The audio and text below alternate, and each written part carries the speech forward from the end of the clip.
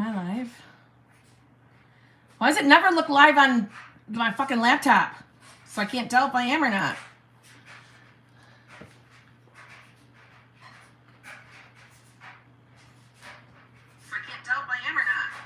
Ooh.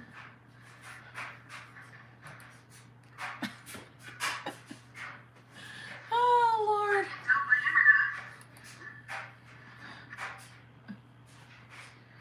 Well, hello, everyone. Hello, my HBICs. Don't look. I still have a tree up. Don't look. Don't look. Don't look. Don't look. I'm working on it. All right? I'm fucking working on it. Okay? Never any fucking time. That's why. How is everyone tonight, huh? Y'all been good? Yes, get information. Yes. Love Beyonce. Yes.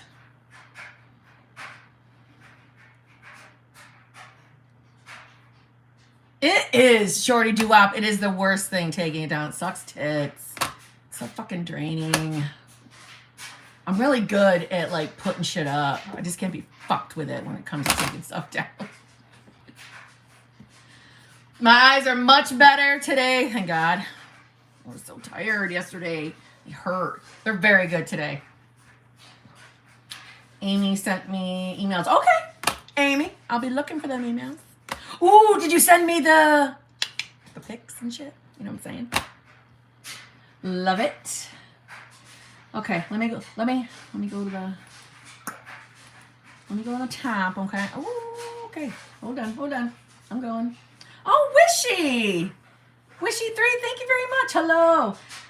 Had a dream that my SP was back with me. Love it. Give it good meaning. Remember, we're in charge of what our dreams mean. Love it.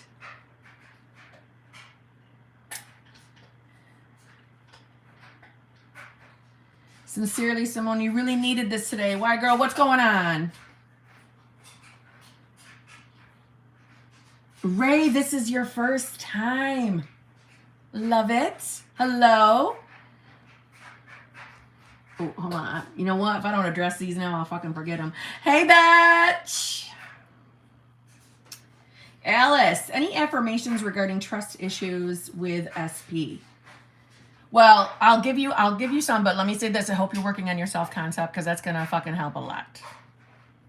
Okay? In all seriousness, it's going to help a lot. But it is safe and secure for me to trust that my SP is loyal and faithful to me. It's safe and secure for me to trust my specific person. It's safe and secure for me to trust that they love me, that they want no one but me. It's safe and secure for me to trust.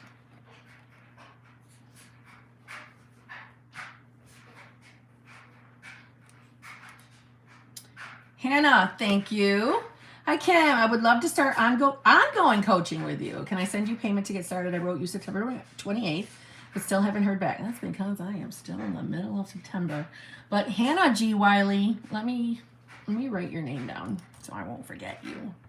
And I will find your email, okay?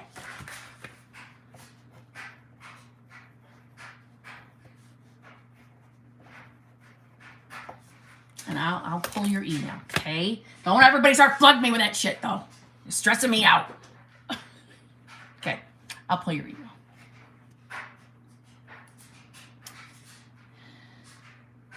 Hi, Kim. I have not heard back from my most recent interview. Trying to stay positive. Please help. I love you. Oh, Denise. Listen. I know it's easier for me to say, don't worry about it. But don't worry about it. Don't start stressing. Don't overthink. Be up here, right? Be up here. We live up here, right? So see yourself getting the position. See yourself getting the phone call or the email alerting you that it's yours, right? See yourself as already being in the, like if you know exactly what the position is, see yourself already doing it. I love my new job. I'm so happy at my new job. Whatever makes you feel comfortable, whatever feels natural to you, but focus on you already having it. You'll be fine. Don't stress. Don't stress, right? You're on your bridge. You're on your bridge right now. Okay?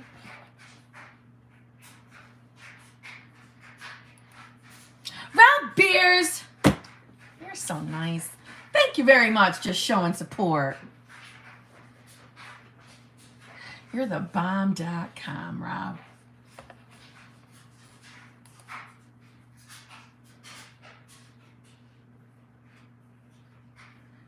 Oh, Wishy. Hello, my fellow HBICs and IBSs.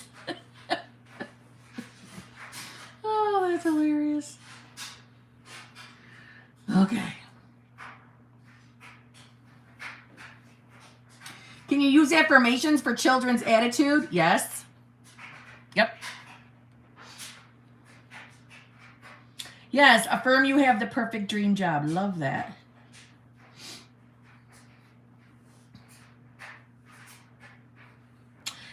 I know, hold on. I know you said last night you aren't big into meditation.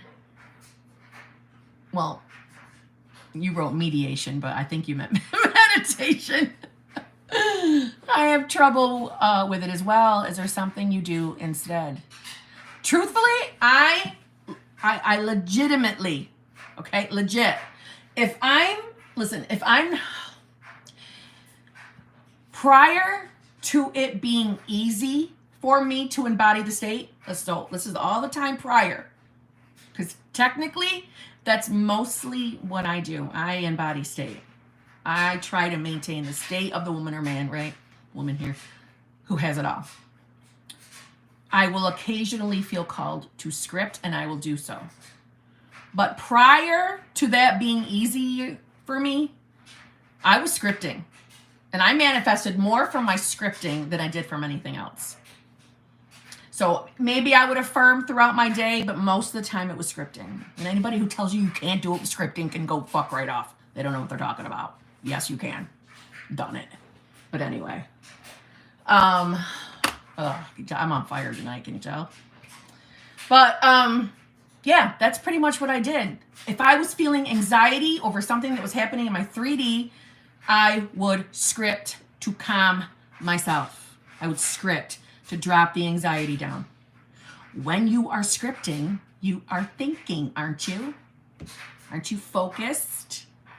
Right? You're focused on the thought that you're writing. So it's still thinking. Oh, God. Claws are out tonight.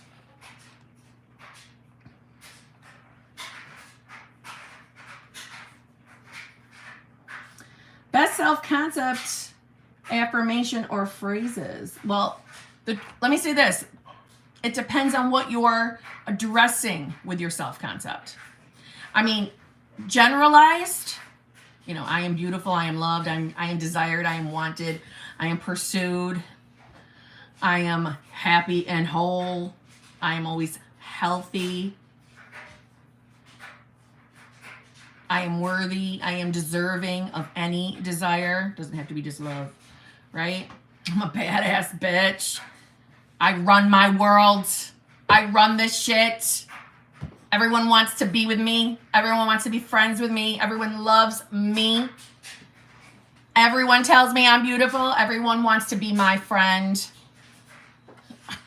But when you have specific things like inner beliefs and assumptions that need to be addressed, because we've got some shitty ones, that's when we need to clamp it down and get a little more specific.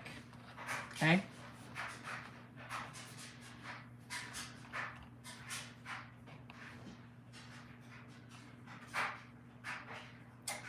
April, thank you. Is it all right to include many different thoughts on SP and self-concept on night tape? P.S. I love you. Absolutely. Make sure your self-concept is the dominant amount of what you're putting on your night tape.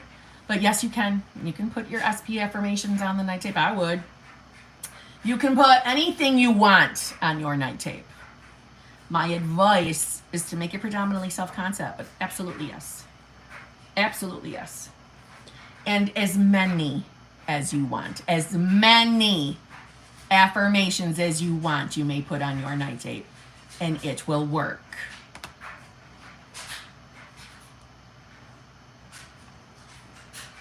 You are welcome. Is Poop having fun? Let me see. Poop, you having fun? She says yes.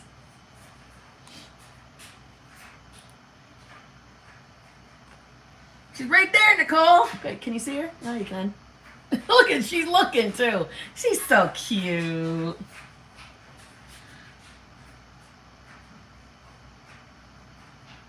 Are you, first of all, can I just say I love your username, Fresh Out of Fucks Forever. Are you still with your SP? Bet your sweet ass I am. Thank you very much. Okay. Hence why I know you guys can do it. I know you can manifest your specific person no matter what the circumstance is. Okay? I have mine. You can do it.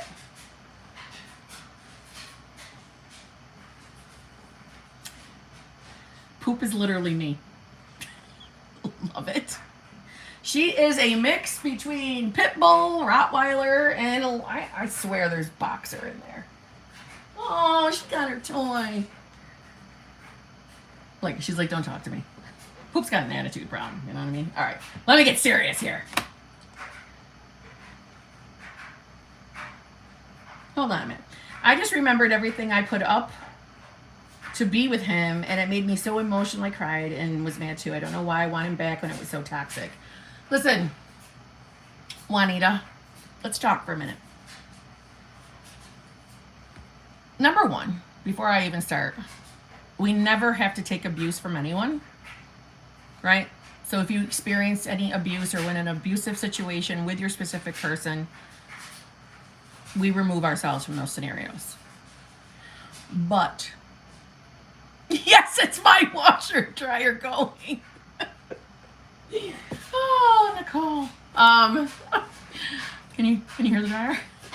I'm washing my jackets. But in all seriousness, whatever happened with you and your specific person, you created it. And that's not, I'm not saying to anybody from a place of blaming yourselves, beating yourselves up. It's more accepting that it is your dominant thoughts, your subconscious mind that is creating everything you're experiencing in your reality. So, I'm sorry you had a rough experience, but my advice to you, if you experienced a toxic relationship, that you start sincerely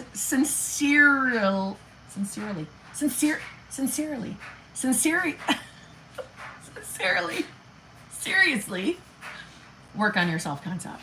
I would start there so that you don't get yourself involved into another toxic relationship.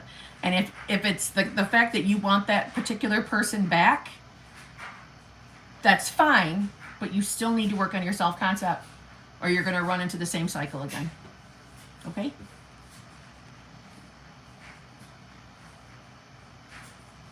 The buttons clinking all around the dryer. Oh, that's fucking funny. Okay, hold on. 3 months? Wow, best thing I've ever done for myself. Love it, Amy. Love it.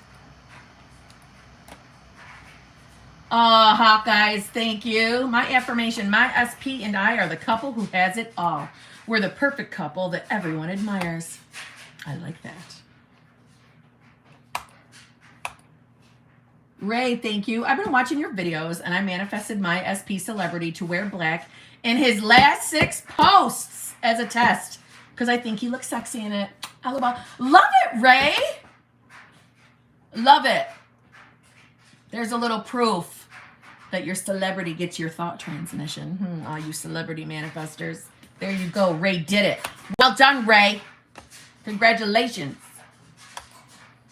Callie, thank you. He's coming in hot, rushing in and telling me everything I need to hear, ready to conquer. His divorce is finally official now. That works, right? Yeah, darling, yes. If that's the shit you're saying, hell yes. Please continue doing that. Yes, yes, yes.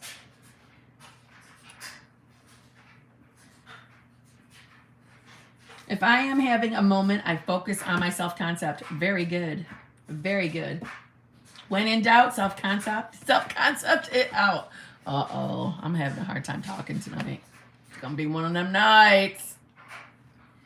Kim, I'm going to New York tomorrow to visit my SP. Where in New York, Quincy? Like New York City? Or just New York State? Where are you going?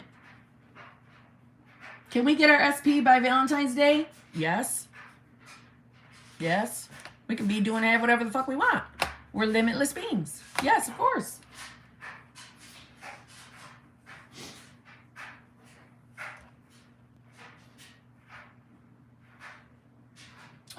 Jamie. How are you tonight, Jamie?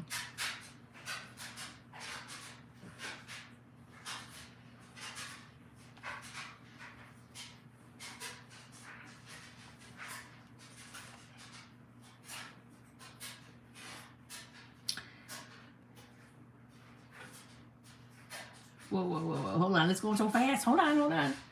Holy.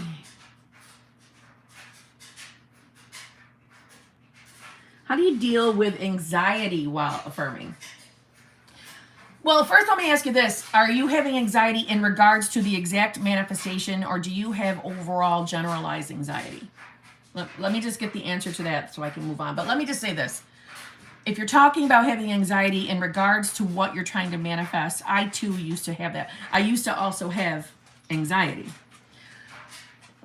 To address the anxiety, I would affirm things for my health, right?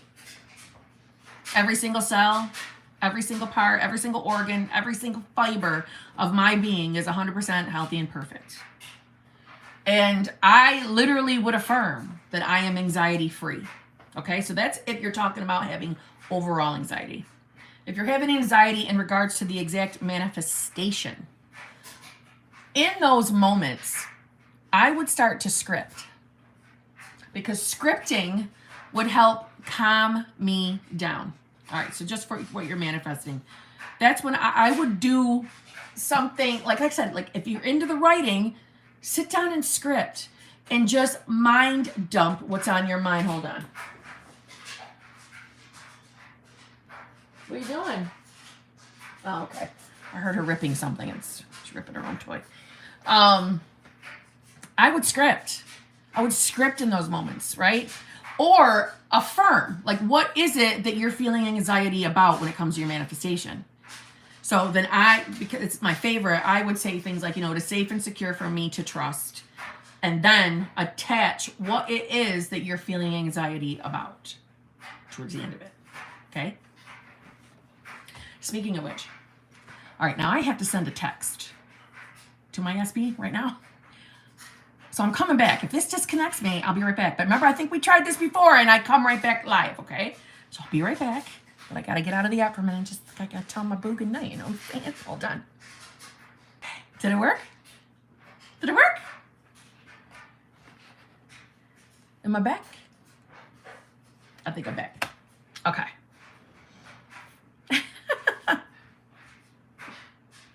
There we go. Okay. Yes, I am. Good. Okay. Oh, night, honey. I need some cream. Anyway, I know I get all like, ooh, about my SB still, which I don't want to ever lose that. And that was part of my dream man list too, that I wanted to be in a relationship, or I wanted to manifest a relationship where we don't get bored of each other and we still have that fresh love feeling. And I used to actually script that. I know that sounds corny, but I did. Because if you can't tell, I get fucking bored quick. I didn't want to get into a relationship and then be bored. You know what I mean? I don't know. I don't know. Why am I telling you that? You guys don't give a fuck about that, right? Oh, God. Okay. Okay, even like when he messaged me, I get anxiety, and when being with him, I can't be around him without a shit ton of wine. A shit ton of wine. Okay, then I would be affirming things in regards to you being able to be relaxed around your specific person. Okay, that there's no reason for you to feel anxiety. There's no reason for you to feel nervous. Is this a newer SP? Because I'm just wondering, like, listen, let's just keep it real. when we're in like the new stages of love, we all get those like gushy, nervy feelings. You know what I mean? It could be nothing more than that. Unless this has been going on and on and on and on and on, then we got to address it. But you might just be experiencing the new fun side of love, you know?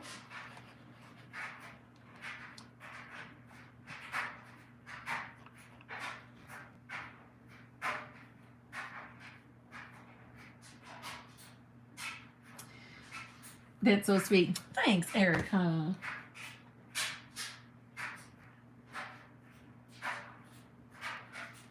Manifesting a proposal from my SP who is a little whatever now. Don't want to repeat what I don't want to see. What do I affirm daily? What do I affirm daily? You need to work on your self-concept. That's what I'm affirming for you daily. That you'll work on your self-concept daily. Okay? Work on your self-concept daily. And then you can affirm. Well, do you want the proposal or do you want to go right to the wedding? Because why don't you just affirm that you're already married? We had the best wedding ever. He's so in love with me. Our wedding was beautiful. We had so much fun at the wedding. We went here on our honeymoon, you know, as if it was already done. Or do you want to experience the proposal? Like I'm saying, as in like you want a full visual of the proposal. You tell me.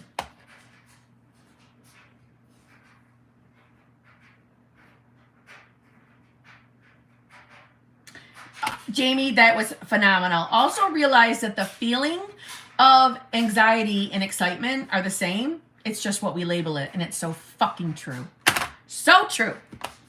I'm just worried about how to act around him and get logical at times. That I understand. Because when I first met my SP, that's where I was. I was in the very early stages of the law of assumption. And I would still react logically. A lot in the beginning. I had to get I was a hot mess express. Let's keep it real. Like a lot of the examples I put in my videos, they were me. Yeah, they were me. The texting to get them to say something to me that I wanted to hear, that was me. That's why I know, like, don't fucking do it. Like, listen to me, don't fucking do it. Okay? When I feel nervous with SP, I say it's excitement too. Yes, Dancing Dylan. Yes. Kim, did you see where Amanda from Create Your Future got engaged? No. She got her proposal. Oh, Amanda. Oh, no, Allie. I have not seen this. I must write this down because my ass forgets everything. I got to stop saying my ass forgets everything. I got to stop saying that. I got to look that up. I need to see it. I need to see it. I'm so excited. How wonderful. How wonderful. Oh, Amanda. I love Amanda. Can I just be honest? I just love her. Is she not like the sweetest person ever? Does she not have the most like calming voice? She's chill. She's laid back, but she's yet is so friendly and bubbly at the same time. I love Amanda. Damn, I'm so excited for her. I'm going to look that shit up. She made a video and it came out today. Okay, I'm fucking going to find it. I'll get it. Oh, doesn't that, come on guys, doesn't that give, listen, isn't that a little, that's a success story right there, okay? It's a fucking success story. Anybody wanting to get married, getting their damn proposals, Amanda just did it. That's so exciting. Oh, she had a short 10-minute video talking about how she manifested it. Oh, I am looking that up after, 100%. I don't think Amanda watches my videos, but if she does, congratulations, bitch. Congratulations. She is an OG. Thank you. Yes, she is Artistic Madness. She is.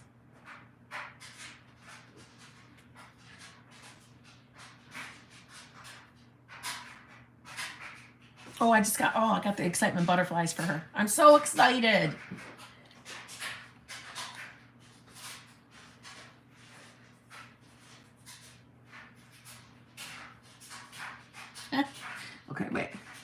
So I lied about my age at job to my SP, and I'm scared he will get mad at me about it if he finds out. So just affirm he doesn't give a fuck.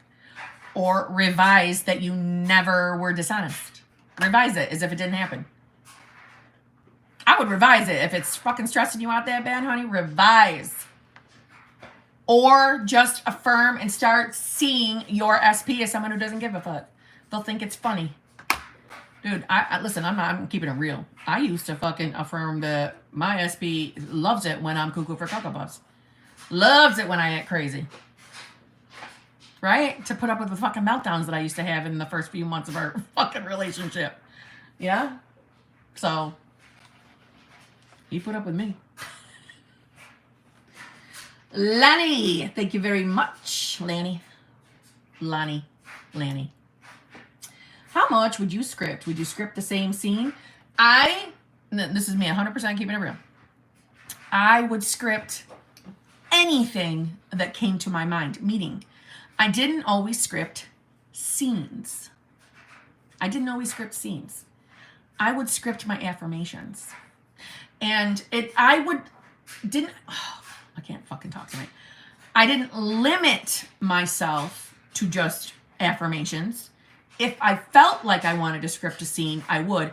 I will be honest, I didn't do that a lot. I just never did that a lot. But it's not that I never did it. Because I'm thinking of some right now that I know I did. But it was mostly affirmations. And I would utilize scripting as my mind dump. So whatever was stressing me out, I obviously would be affirming the opposite of it, but I would just write it until I felt calm. But I enjoy writing. Like, I'm the girl with like 70,000 agendas that I decorate. I got a million gazillion pens and still feel like I don't have enough. I'm one of them. I love paper products, things like that. So it was enjoyable to me, and it calmed me down. So if you don't mind the writing, you write whatever you want. Think of it as a mind dump. And I'm saying sometimes I would write affirmations. Like I would say I did like a page of all different affirmations. And if I felt like saying the same fucking affirmation again on the next page, I would fucking write it. Now, I'm not referring to like that fucking Cuckoo for Cocoa Puffs 55 by 5 bullshit that the LOA community does, No hate, of course. But I'm not talking about that. I didn't mindlessly write. I was allowing my mind to get whatever it needed to out. But I would be writing it and focusing it from the perspective of having what I want. Or living in the end, if that makes sense.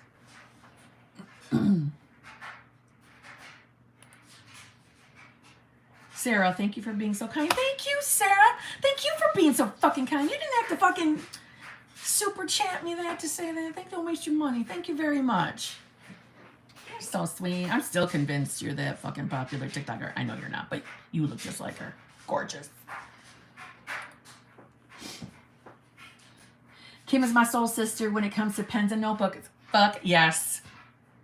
Fuck yes. Like obsessed. Obsessed, okay? Me too. I go to Target to smell and feel up the journals. I love that. I am a whore for notebooks and pens. I am too.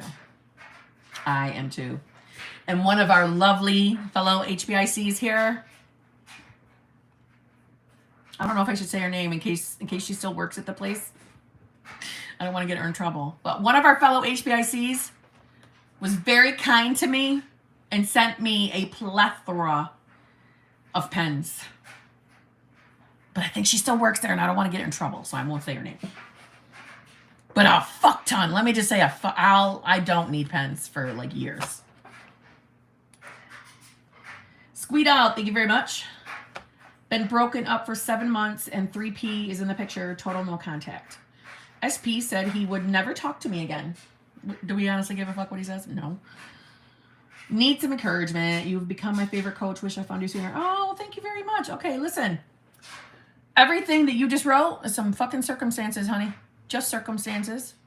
They can't stop you from getting your manifestation. Hell no. Hell no. So we don't give a shit. We don't give a fuck. And by we, I mean you. We do not give a fuck what that SP tells me. He doesn't have a choice. He doesn't have free will. He doesn't have free will. He's coming back to you. Boom, done. The third party, we give no attention to, right? The dirty bitch, we give no attention to 3P. Ever. Ever, ever. I realize the pain of that dirty bitch being within your awareness sucks tits. I know that.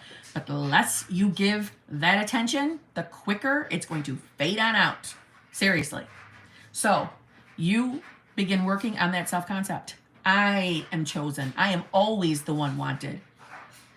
He feels lucky just to know me. Blah, blah, blah. Work on that self-concept of yours. I am worthy of love. I am deserving of love.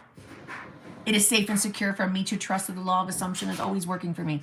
It is safe and secure for me to trust that you don't have to say my SP, but you can say the person's name, is head over heels in love with me and is loyal and faithful to me. And if they are loyal and faithful to me, then there is no third party. That just rhymed. I'm putting that on a fucking t-shirt. But anyways, see what I'm saying? So it's going to work. Work on your self-concept. Yes. No attention to third party. We don't give a fuck what your SP says to you. Okay? That's just your own reflection, right? Your own fears playing out. Okay? Start doing that. Fuck the 3D. Fuck the 3D. When I say fuck the 3D, what do I mean by that? I mean everything that's playing out in your 3D right now, your entire scenario that's happening, is the manifestation of your previous dominant thoughts. Your inner beliefs and assumptions are at play, right? In this moment, you are creating your future, just like the channel name. You're creating your future with your dominant thoughts. We work on your self-concept to attack your inner beliefs and assumptions that need to go bye-bye. So they will stop the cycle of them creating in your reality. Okay? So focus on self-concept affirmations. If you're into affirming, you focus on those. You can still affirm for your specific person if you'd like to, but it's got to be 80-20. 80% self-concept, 20% the person. They'll be back. Okay?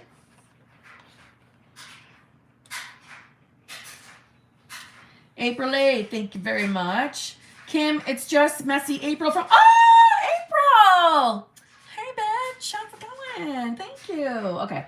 Solid self-concept and he... Okay. Solid SC and he... And, all right, okay. Got it. And he and I chatted Friday, and it was amazing. He was different, maybe from my revisions. Then now, sudden left on red. Is he triggered by me now? Don't even go there with that. Don't even go there. Don't worry. We don't care about being left on red. You're not going to be left on red. That's just circumstance, right? Circumstances do not matter. That's just part of your bridge of incidents that brings you two back together. Keep going hard on your self-concept. Keep it there, right? Don't slow your momentum. So keep working on your self-concept. If you're going to keep working on revisions, that's fine too. But your focus should be your self-concept, 80%. The 20% should be, what is it you want? Is it you and him to be married, living together, right? I know it's back together, but is it as married, right? Whatever it is, that's your end goal. That's your focus. Don't worry about all the fires in between, okay? Okay, I am. Thank you. I'm scripting and writing it for me. Good girl. Okay, so self-concept, 20% affirm for you and him, but I would be affirming from the standpoint, I prefer past tense. I like to affirm as if it's already happened. So I would be affirming that you two are already together. And everything else on the in-between are just putting out fires. We don't need to do that. Focus on your end. Focus on your self-concept. Everything you're experiencing in the 3D is manifestation of your old shit thoughts anyway. Don't worry. Everything's a part of your bridge of you two being back together. Okay?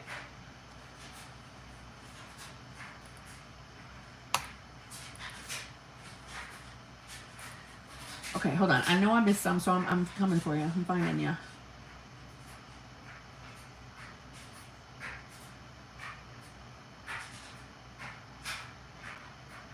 Hold on. I'm finding you. All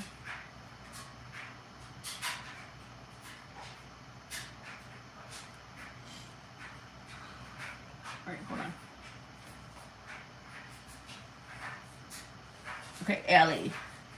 If I want to revise a date, can I say on January 28th of 2021, SP and I started dating and just keep repeating that, or should I do more? So you're technically, all you're doing is saying that we started dating on that day.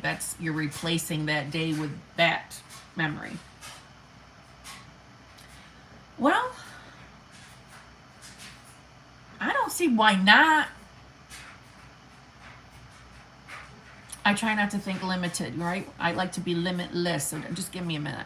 I don't see why not. I want to revise a date. Can I say on January 28th of 2021, SP and I started dating and just keep repeating that, or should I do more?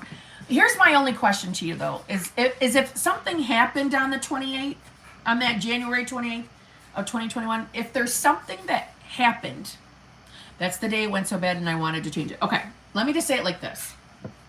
First of all, my disclaimer, we are limitless beings. We can be, do, and have whatever we want, right? I don't like dumping limited thinking on anyone. So that's not what I'm doing here or trying to do to you, okay? But in my experience with revision, if what happened on that day is triggering and that memory is still coming up, now you might be wanting to revise by just saying we started dating.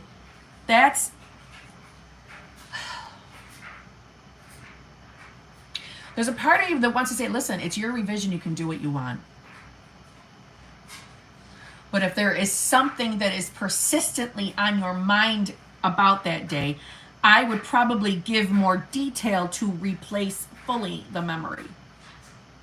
I think that with persistence of rereading, we started dating that day would eventually take over the memory, yes, but I think it would be a quicker revision if you gave more details of fully replacing the day. That's my opinion. And I think that will bring quicker results if you replace the nasty details from the day. And you're going to reread that twice a day for a week or more, probably be more, especially if it was a really painful event. But it'll work. My opinion, give it some more details, replace it entirely. Okay, so just kind of add in how he asks, like a little, yes.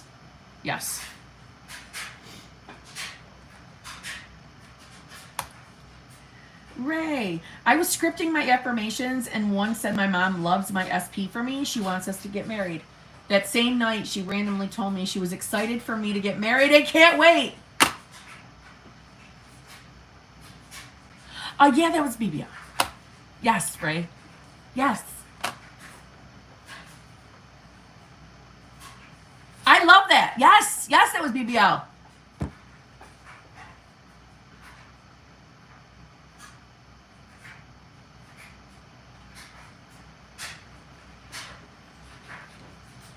I'm pretty impressed with that. I love scripting. And I stand by, I manifested more from scripting than anything else. Well done, Ray. Okay.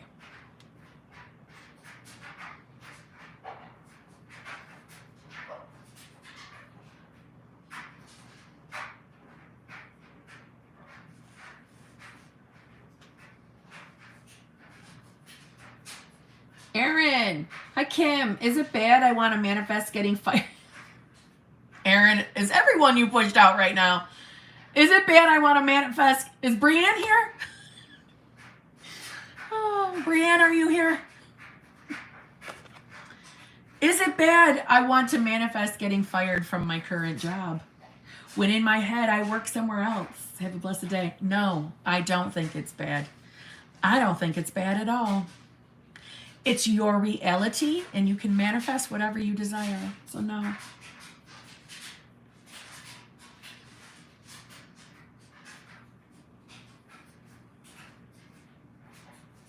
You could even like up the ante a little and revise the day you first started working at that job as if it didn't happen and watch it play out in your 3D.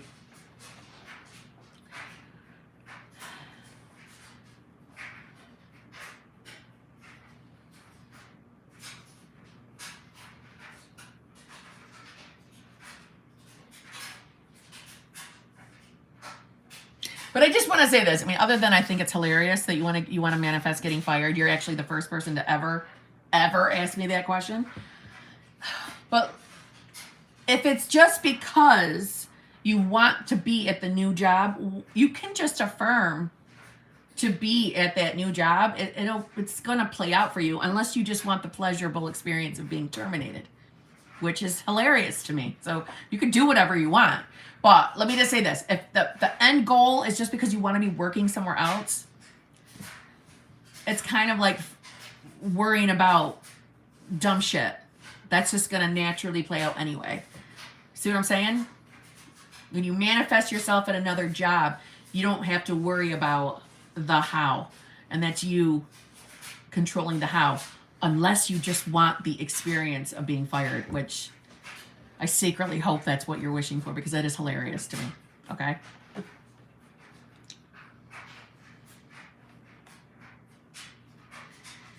Inez, any tips on changing a narcissist, SP? Okay. You want the truth? You got to work on you first. Because we create everything, we create our experiences, and our specific people are reflections of us. Now, that's not to say the reflection of you is that you're a narcissist. That's not what I'm saying. But if you have a belief or an assumption that your specific person is a narcissist, you hold them in that position. And that's not to blame you or beat yourself up for creating that scenario, right? That's not what we're doing here. We take our power back, right? So work on your self-concept. If you want to completely recreate a specific person that has narcissistic tendencies, you have to see them as the new version first, which means you have to stop calling them a narcissist, right? We can't still be holding them in the narcissist pool and try to bring them to the other side if we keep that label on them. But your self-concept has to be worked on so we can figure out how that manifested, right? But like I said, and I say to everybody, it's not about blaming yourself for a manifestation. It's about taking the reins back, taking your power back, that you're the sole creator, right? So work on your self-concept. Let's think about what is causing that type of a manifestation. Okay?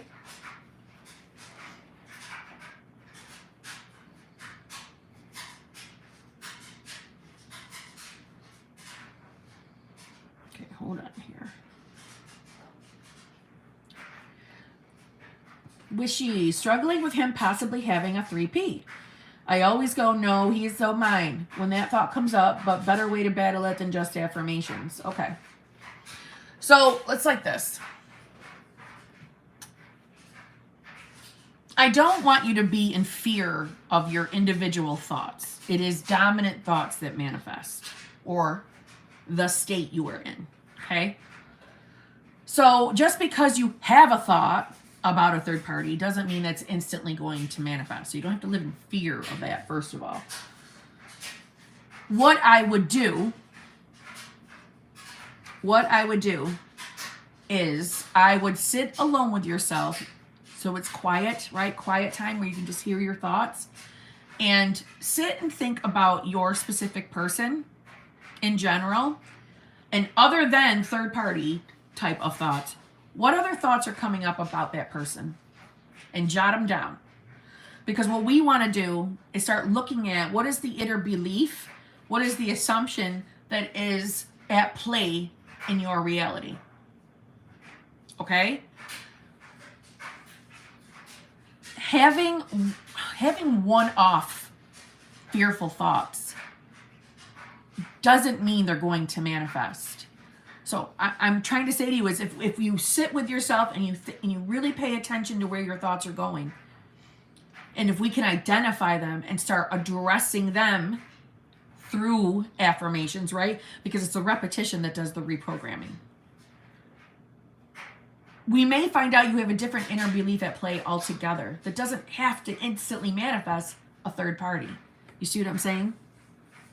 Don't be in fear of thoughts. It's our dominant thoughts from the state we are holding that manifest.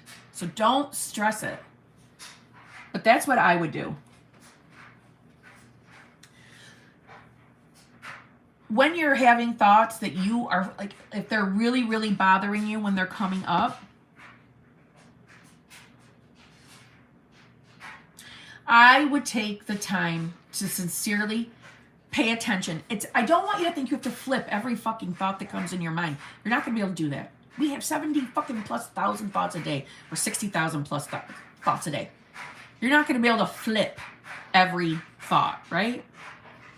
So don't even stress yourself out thinking that that's the next possibility, okay? I really, really want to get that clear. You don't have to live in fear of thoughts. So you think of, oh my God, what if they cheat on me? What if there's a third party? That's instantly going to have to be something you face, because that's just not the truth. But what is it that is making you even have the fearful thought? That's why I say you sit with yourself alone, think about your person, where do your thoughts go, and then we address the inner belief of assumption, or an assumption from there. Because it is within those inner beliefs that are causing you to have third-party thoughts, to have the fear of the possibility. Okay? I hope that made sense. Anthony, my SPs are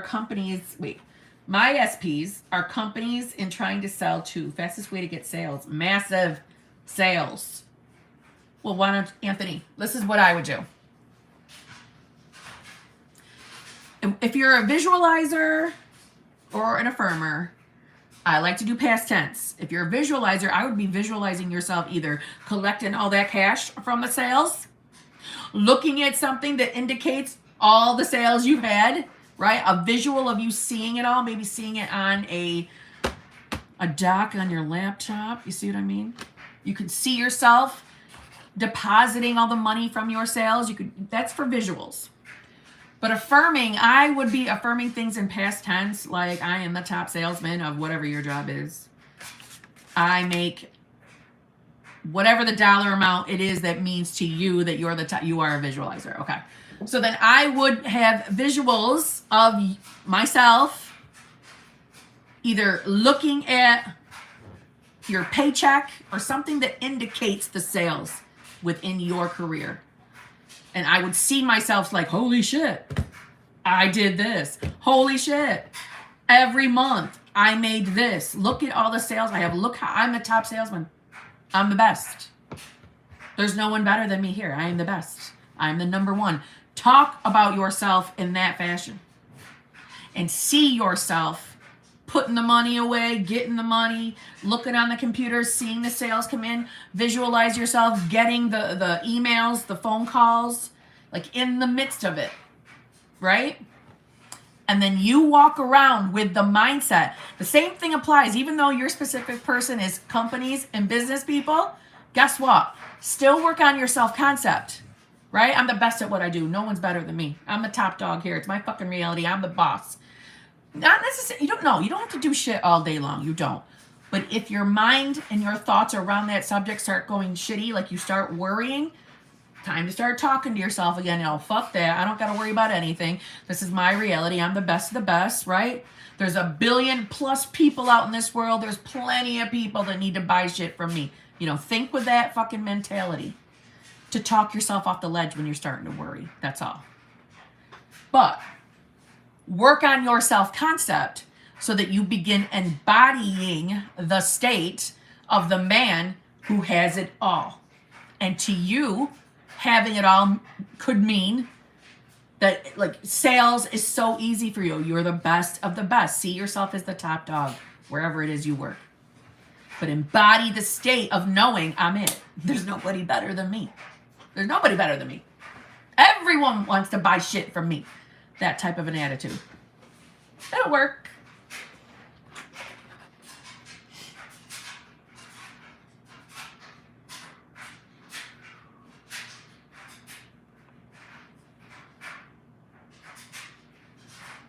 Okay, hold on. I know I got a couple more. I didn't forget you.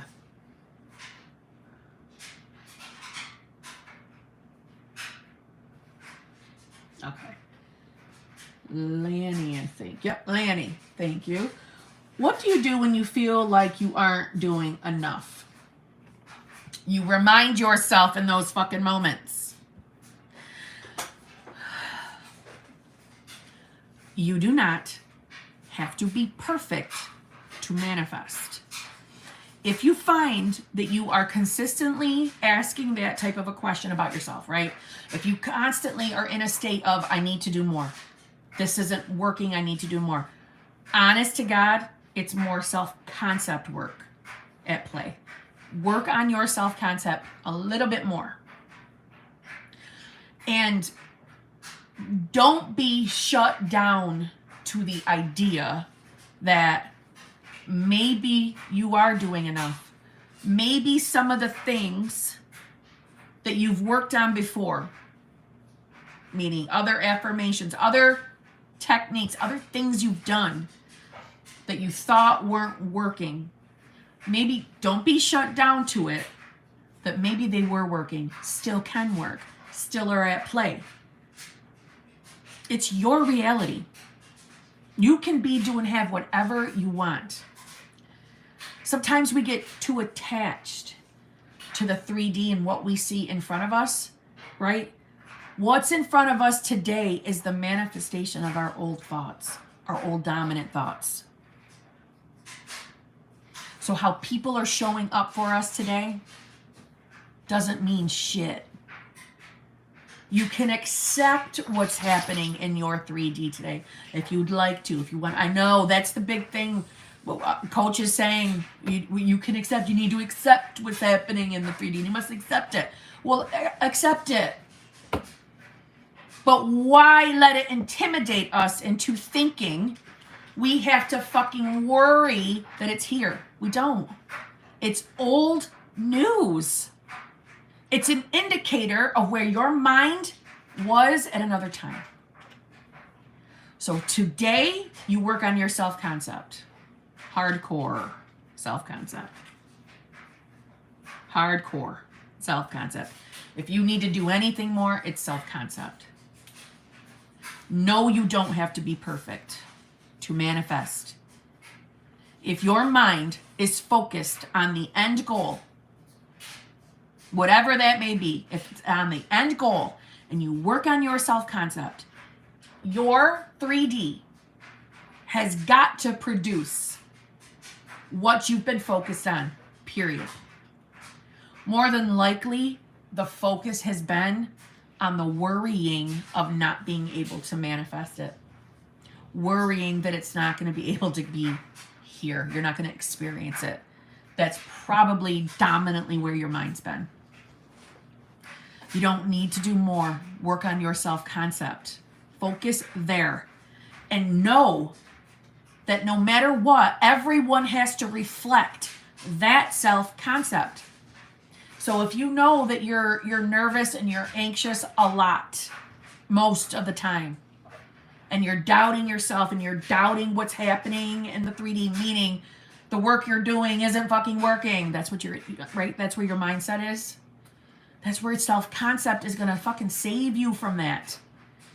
It's not to say we're never ever going to experience a trigger again, but your self-concept helps you deal with the triggers. You're doing enough. You're doing enough. And you need to tell yourself you're doing enough. That's what you need to do. Self-concept. Your primary focus should be self-concept. And the rest will fall into place. It will. And that's I'm saying that to everybody. That's not just for Lanny's question. It's for everybody. You work on your self-concept Because the way you handle your triggers is going to be tremendously different than if you don't work on your self-concept at all. And those triggers, because of how you're dealing with them, are going to be less and less. Or at minimum, the contrast between the good times and the shit times are going to be a lot smaller. Okay? But you are just, if I could say anything, Lanny, it's self-concept. You're doing enough self-concept. Okay?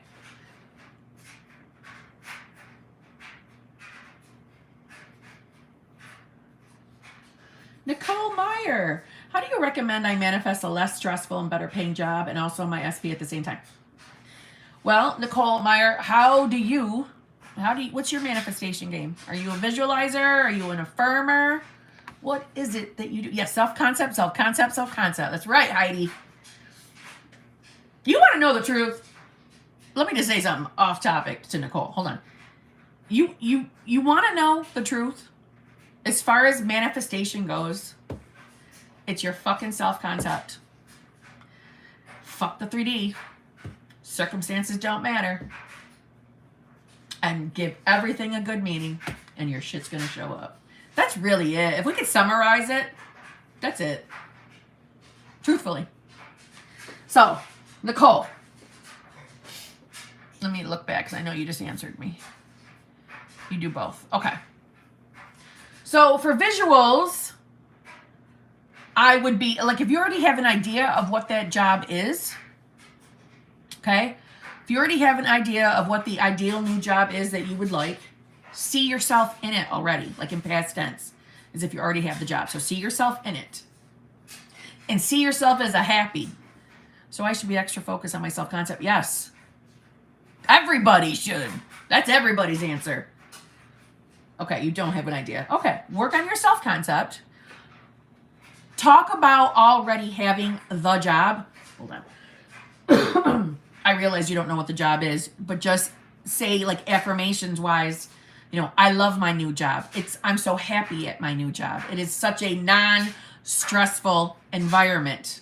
It's the best job I've ever had. The people are wonderful. I love the people I work with. Things like that, okay? And also my SP. And as far as your SP, working on your self-concept is your primary focus. Primary. Okay? And as far as, how do I recommend I manifest a less stressful and also my SP at the same time? Yeah. Self-concept. See yourself as already having and loving your new job, even if you can't see. Listen, when it comes to visualizing, especially when it comes to the job, you might not know what job you're trying to manifest. You just want a happier and better paying work environment. You can just visualize yourself. If you know that you want a job that you sit your ass down at, you can picture yourself sitting at a motherfucking desk, right? Your visuals don't have to be perfect. He's my ex and I keep getting hot and cold. Hot and cold behavior. Yeah, okay. And as far as the SP, visualizing, there's a dryer. Whatever your end goal is, if you want to be married to this person, then your visual would be, you two being married, right? And you'd see yourself in that visual. And you'd be happy in the visual. Yes? Okay. Now, as far as the hot and cold behavior is what? Everybody, what's hot and cold behavior? What do I always say? It is the direct reflection of what?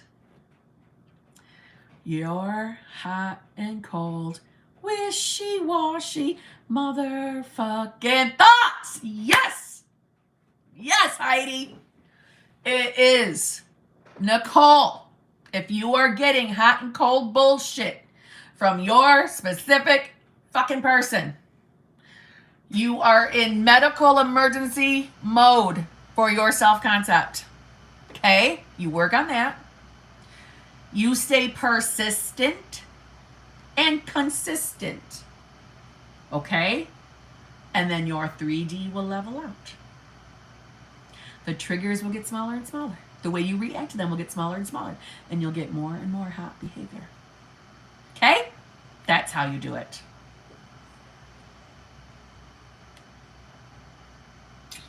And is it, I don't know if I'm saying your name right. Is it Gerson? Gerson? Like the French? Gerson? Been manifesting SP. And I think I've been doing a good job so far, seeing a lot of signs, but no major movement. Want to manifest them by Saturday. Well, hot damn. Hot damn, Gerson. You got a lot of fire right under that ass. Okay. Well, is there something special going on by Saturday? Is there an event? There's a chair. Is there an event? Is there something special going on by Saturday? Why Saturday is so important? What's going on Saturday? So if there's an event, affirm it in past tense. I like past tense. It's my favorite. You don't have to if you don't want to. I prefer it. Affirm that you guys, I don't know, Saturday was the best day ever because I got my fucking person back, whatever their name is. Okay? The chair. Oh my God, I just got that. I just understood what you meant by that. Oh, I can't breathe. It was the fucking chair, you asshole. Oh my God, I did not. Oh my God. No, I didn't. You guys are disgusting. I don't do that. I curse, but I don't do that. For God's sakes. Plus, Poop would have got up and tried to come over and... Never mind. Oh, I just understood that. You're such an asshole, Nicole. Oh, God. Isn't that a movie scene? You farted! Oh, Lord. Girls don't fart or poop. That's right, Heidi. It's okay if you farted, Kim. We all do it. I didn't! Just because I'm laughing doesn't mean I did. I don't like that. I don't burp either. Jeez.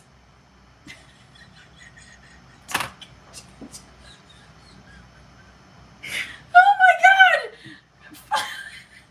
Oh my God. You guys are all assholes. Affirm you never fart. I didn't though. I didn't. It was I have my foot on my chair and the other. Listen to me. Oh my God. Farting is great. I fucking love farting. I'll never hold it in for anyone. Claire, you'd hold it in for me because I'd slap the shit right out of you if you farted in my presence. I'm not even kidding. You'd hold it for me. Oh my God. Oh, we know it was your shoe. Oh God. You guys make me laugh. Oh, that was a good laugh. Oh, revise, girl. Oh, I'm not guilty of any. I didn't do it.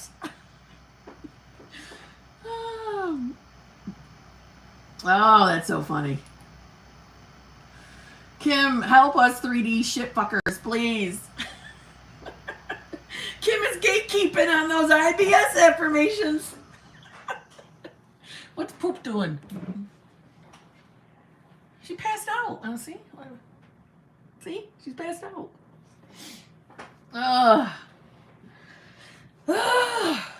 Okay. Oh, man. That was one of those, gut laughs. Ooh. That was great. If it needs to come out, it needs to come out. What the fuck? I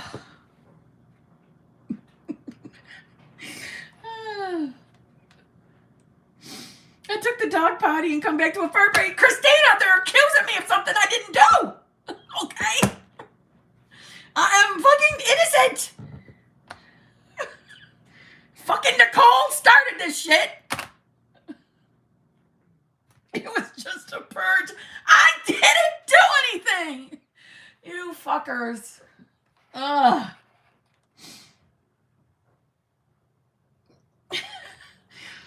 Most dominant thoughts manifest will all going to make him fart now. You better fucking not. Oh. Oh, God. It wasn't the shoe. It was my chair. I have my foot up on the chair diagonal from me, assholes. Oh, God. Oh, God. Nicole, you are dead meat. All right? You started this shit.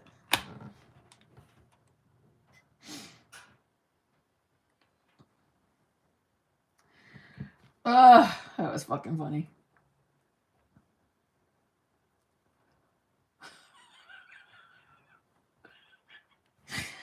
Oh, okay. Oh, let's get back to work. Okay.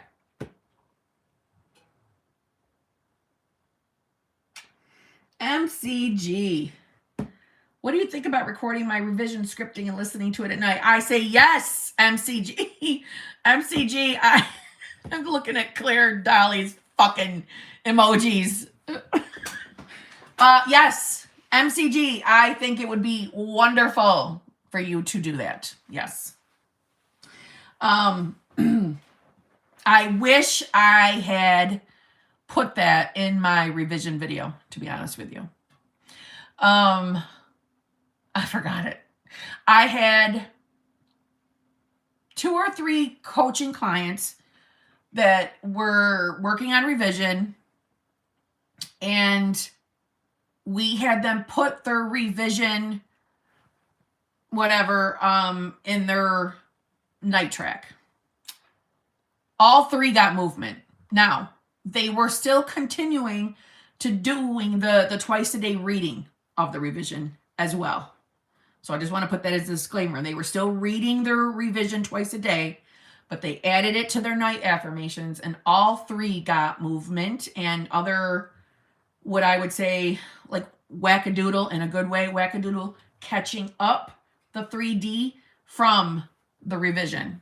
So I wish I'd put that in my revision video, honestly. I might put it back as a comment and pin it for anybody else coming back and watching. But yeah, I would do that if I were you. Definitely do that.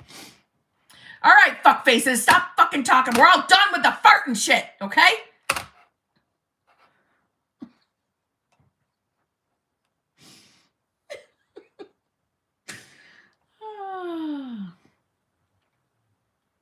Oh my God, that's fucking funny.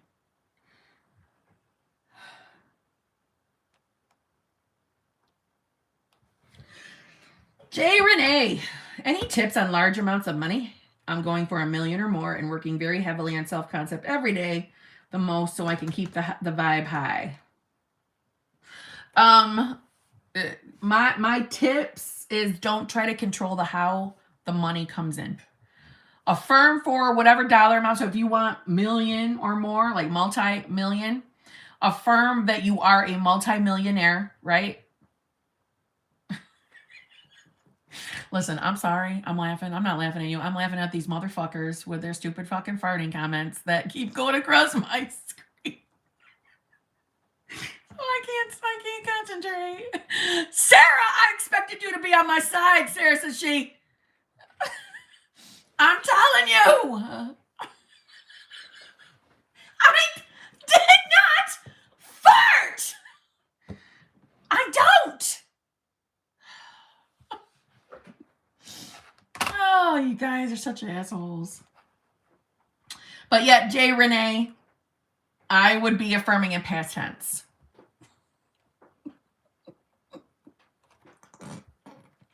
These people are assholes. Just ignore them, Jay Renee.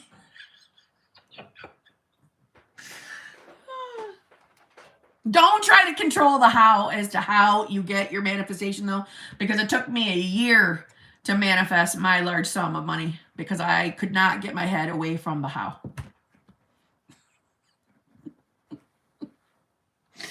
Oh, God. You guys are terrible.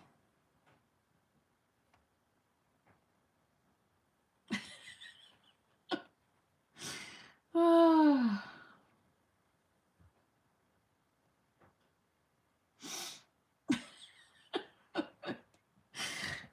Oh.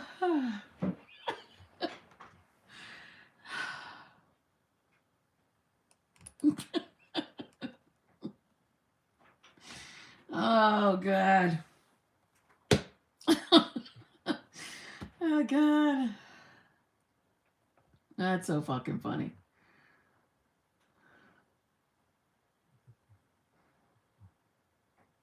Dang it, I just re-recorded my affirmations. Now I need to revise some things and add more. Adelie. I can't. Wait, specific fucking person. SP is now SFP. Let's do that. Let's market that. Now we'll say SFP.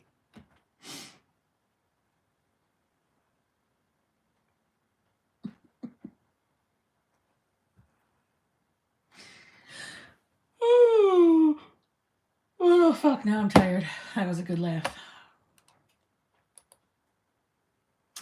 I tried revision after watching your videos, and what I revised showed up in my dream. Now I'm trying to change my friend group dynamic. Thanksgiving. Oh, Aaron, that's good. You're trying to change your friend group, damn it. It'll work. Start affirming that you're the one that everybody wants to be friends with you. Everyone wishes that they could hang out with you. Start affirming things like that. Unless that's not the dynamic you're going for, of course. But I'm glad that worked. I'm glad. That's very, very good.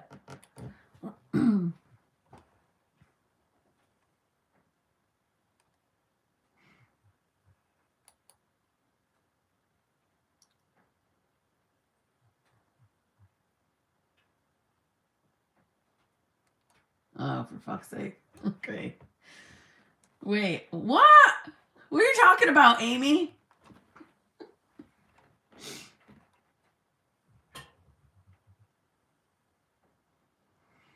Good night, sweet warrior. Apparently you guys have been stinkers tonight. Lisa, they've been terrible. They've been terrible fuckers tonight.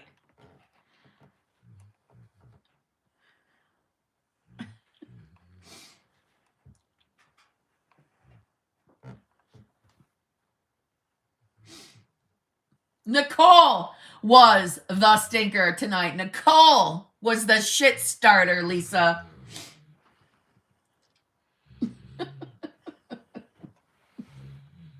Literal stinkers is right. Every time I fart, my SP calls. Fuck. Oh, God.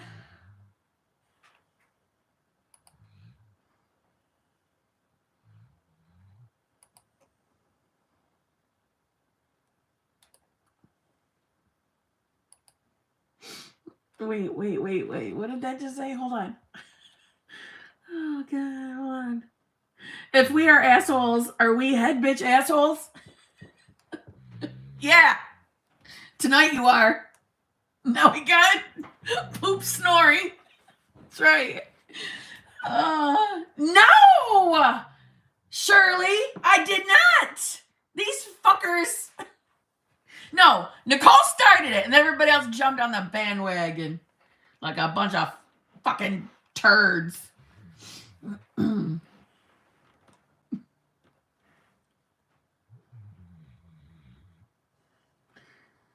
I know self-concept meditations.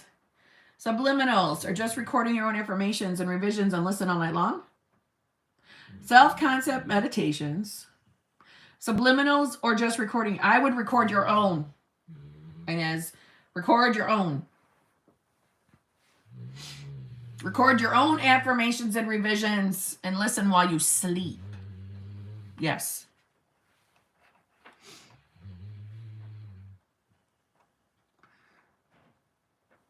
At this point, Kim, I think you should change your brand of farting coach. Oh, you guys are such lying assholes.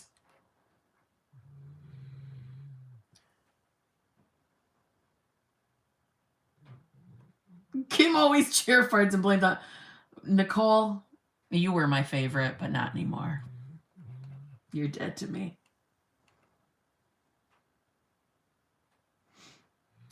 Oh, my first fart with SP was actually really funny, and his first fart with me, I kissed him. It's such a precious moment. What? Adelie? I have never farted around my SP because I don't. Okay?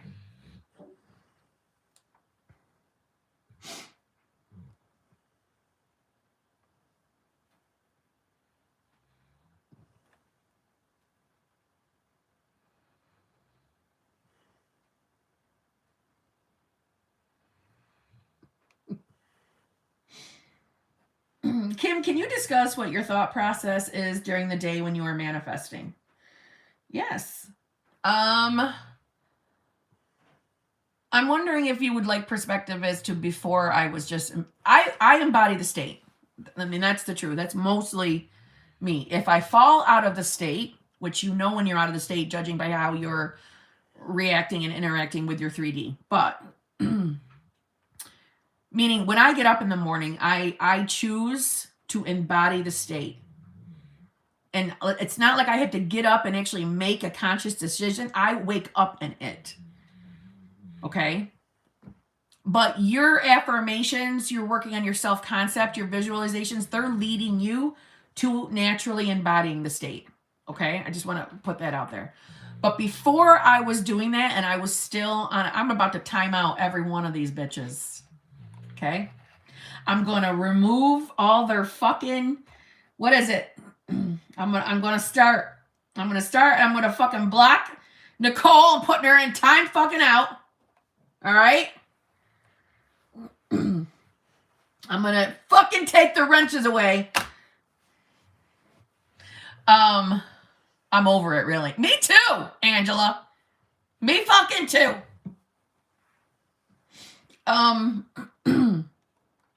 Prior to me just embodying the state, I would start my day with scripting. And then if the thoughts, anything that was against what I was manifesting, if it was a negative thought, I would do my best to pull myself back. Meaning I would shift my focus. And sometimes that would mean affirming. Sometimes that would mean just talking myself down. And then I would just go on from there. I just wouldn't allow myself to marinate in the negative thoughts as best as possible. Because I didn't want them to create. I didn't want them to become my dominant thoughts, honestly. And then for a while, I would be sleeping with sleep affirmations going. But now I embody the state.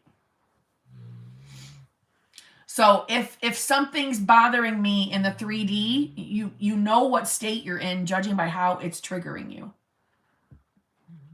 And if you need to know how to just embody the state, it's asking yourself the questions of how would you think and feel if you had everything in front of you right now that you're desiring, that you're trying to manifest. If it was already here, how would you interact with your 3D? How would you feel? Right? You wouldn't be worried. You'd probably feel confident, in love, happy. You'd feel fulfilled, right? It's that. But that's what affirming, the repetition of affirming, is changing our thinking, is changing the programming we have. That's bringing you to naturally embodying the state anyway, so don't overthink it. But that's honestly what I do. So if I know I'm getting triggered and I'm getting triggered to the point where I'm getting upset, I know I'm not in the state anymore. And I try to get myself back there. And sometimes that might be scripting for a few minutes. Sometimes that might be affirming, or I might sit and think about what it is that's triggering me and use it as like a temperature gauge. Okay, well, what is this? Why is it bothering me? Where in my self-concept do I need to address something, right? Where do I need to hone my focus? But I truthfully live my 3D. Even though I have my moments, I am aware that it's manifestation of my old thoughts. And I really do think that way when it comes to my 3D. When I interact with people, when things show up, whether I like them or don't like them, I'm aware it's old thinking. So if and when things do trigger me, it's definitely a huge difference in how I handle it in comparison to, say, like 2 years ago. 2 years ago, I'd probably be in tears for days over something, where now it's maybe a few hours, depending on the extent of what it is. But I try to see the 3D as nothing more than a temperature gauge, which is why I'm not of the mindset of we need to accept what's happening in the 3D. What do they mean by accept? I mean, it's fucking here. Obviously, we know it's here. You know what I mean? Sometimes I feel that manifestation coaches waste their fucking time trying to make unimportant fucking points. For example, the high debate over, is it your thoughts that create, or is it your assumptions, your beliefs from what state you're in? To me, what a wasted fucking argument. If in the moment you have someone who is fearing their negative thoughts, that's the time to say, listen, it's not your every single thought that fucking manifests. It's your dominant thoughts. Your dominant thoughts become your inner beliefs and assumptions. But to me, to make endless fucking videos arguing over which point, which one, who's right, is fucking dumb. When it comes to the acceptance of what's going on in the 3D, don't ignore your 3D. Don't ignore what's happening around you.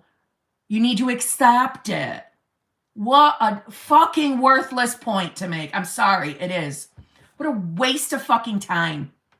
That's like arguing tomato. That's that's really what I think of it. Your 3D is old news. It is the old manifestation of your previous thinking. Use it as a thermometer gauge. Seriously. If you have something in your 3D that you do not like and you want to not create more of it, okay, let's address that topic. Start working on your fucking self-concept in the area that you'd like to manifest, meaning what's going on. But this relentless, don't ignore it. Don't ignore it. Accept it.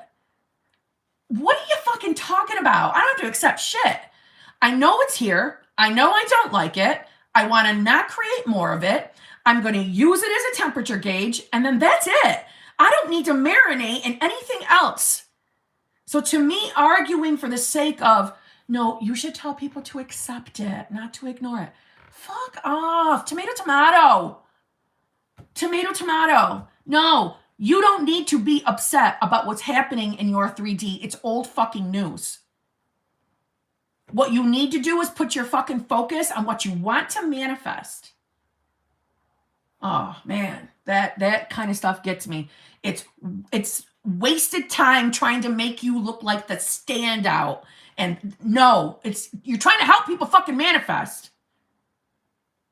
I can't stand useless fucking arguments there. That is the bane of my existence. You should never have to look at your 3D and think, I have to accept this before I can move on and create what I want. Fuck that. I don't like something. I'm going to not have any more of it. I'm going to do what I have to do to never have that happen again. That's as far as accepting that I'm going. If SP is showing up in a version of him that I don't fucking like, I'm going to address it with my self-concept. I'm going to focus on him being the version that I prefer. I manifest out, so I'm going to have him in my mind as the version I prefer until he shows up that way. That's as far as accepting that my ass would ever go. To me, that's fucking tomato. Sorry, that's just how I feel. Can you tell that kind of shit? Fucking. Anyway.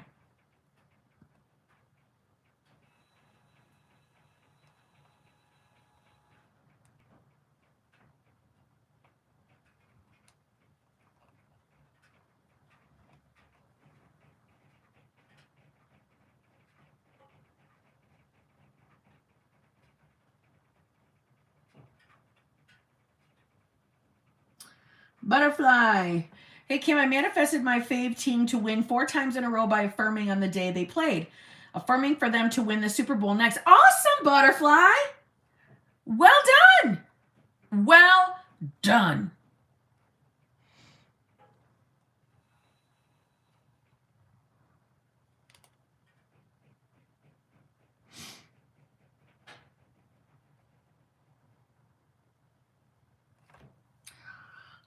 Artistic madness. With acceptance, they mean to accept that you created it and accept how it makes you feel instead of fighting it. Never accept anything as final, though. And I think that's the problem of the message, is they don't always go into those details. That's the problem. That's why it's tomato. It's the phrasing of the words that's the problem. It's a wasted argument. Say it. Say you need to accept that you created it. Say it. See what I'm saying? Say it.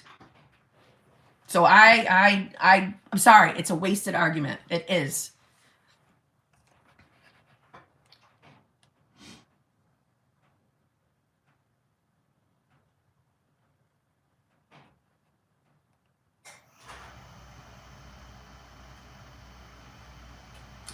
Thank you for that kind answer, Kim. You're the best. So to touch upon your answer, when I ask myself, how would I think and feel? Once I feel that, do I consciously hold that as long as I can all day? I'm going to think for a second exactly how I feel in the moment.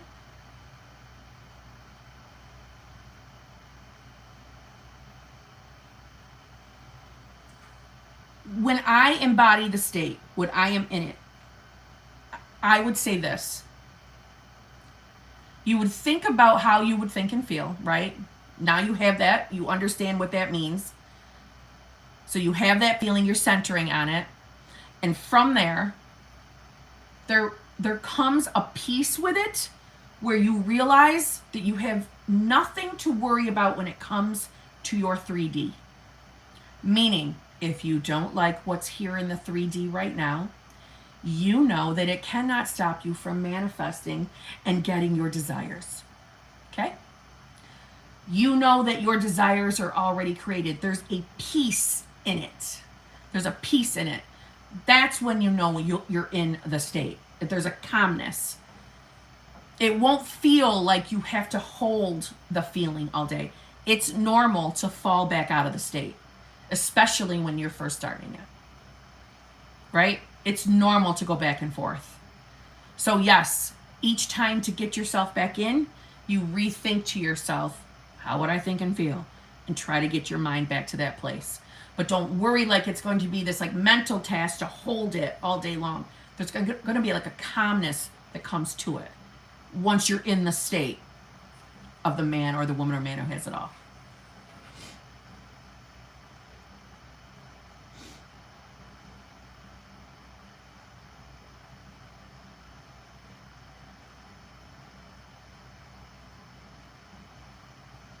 Yes, preach, Kim. Thanks, Lisa.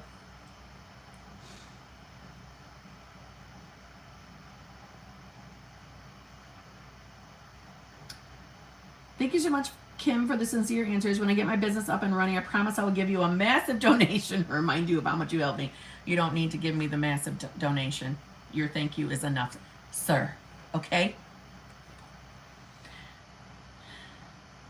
Poop started the washer. That's my furnace.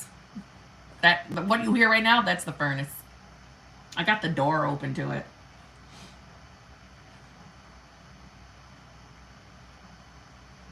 Poop is earning her keep. She's making up for Terry and Kim's nail polishes. Love it.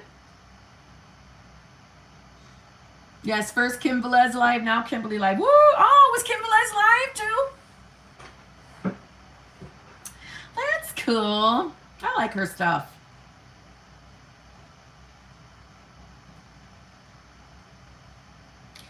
Kim, Tommy! West Auntie Tommy! Your videos have been super duper on point lately. Thank you. Your videos are the big swinging pecker of manifestation videos. Love it.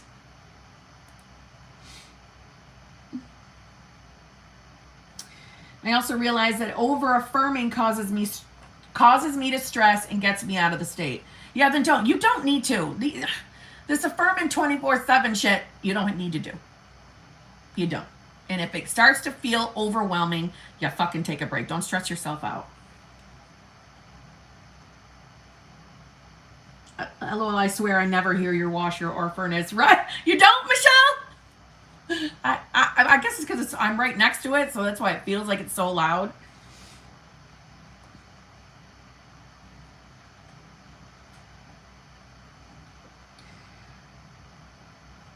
I had always worried that my friend always chooses others over my words and never believes me. Would I say he believes me instead and never doubted me? Okay, wait. Let me reread that. I had always worried that my friend always chooses others over my words and never believes me. Would I say he believes me instead and never doubted me? I would, yeah, I would affirm something like, my friends always trust me.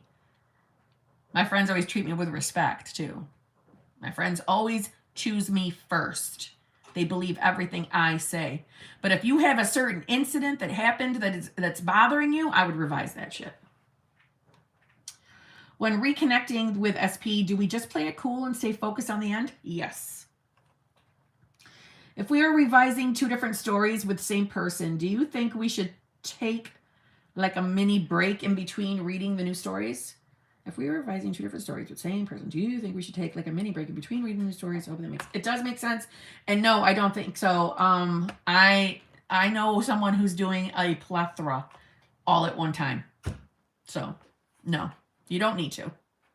Only if you feel like you need a damn break, then take the break. But otherwise you don't need to.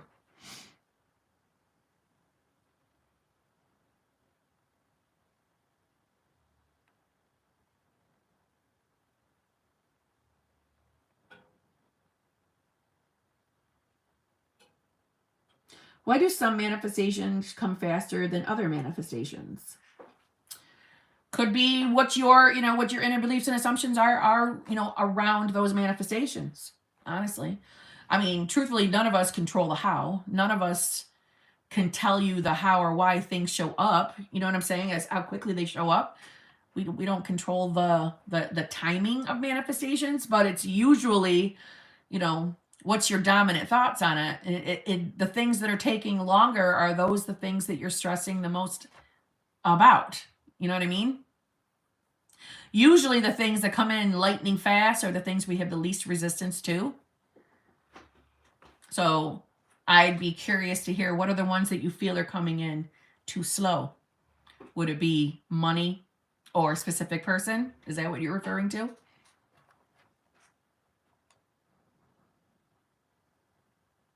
Kim Velez was live twice today. Oh, really?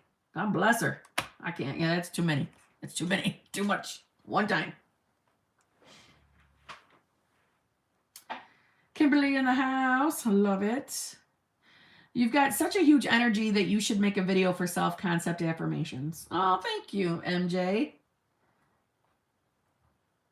I've been manifesting an SP. She is an actress. I've been seeing her real name everywhere. Is this Birds Before Land? Yes. What is it's been a few years and zero movement and no contact from SP. Did not know about this stuff then. Thanks, Kim. You're welcome. I put on my earphones and I heard it so perfectly. Heard what, Heidi?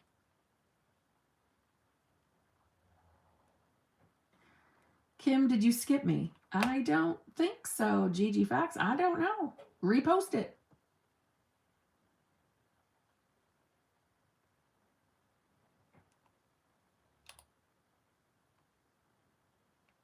Can you talk about manifesting anxiety away? Need some tips to remember I'm always safe and am limitless.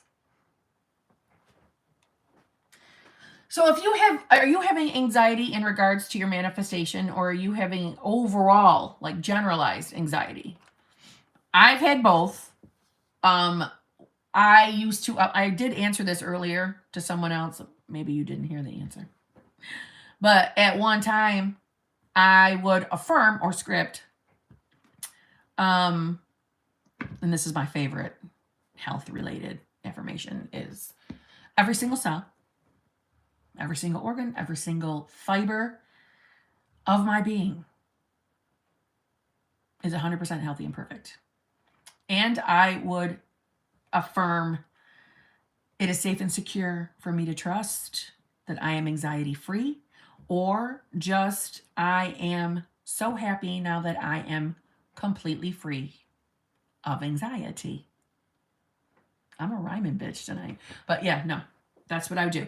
If you're having anxiety regarding what you're manifesting, That's when I would be throwing in the it is safe and secure for me to trust, and then add on what is it about the manifestations that's stressing you out, and put it on the tail end of that.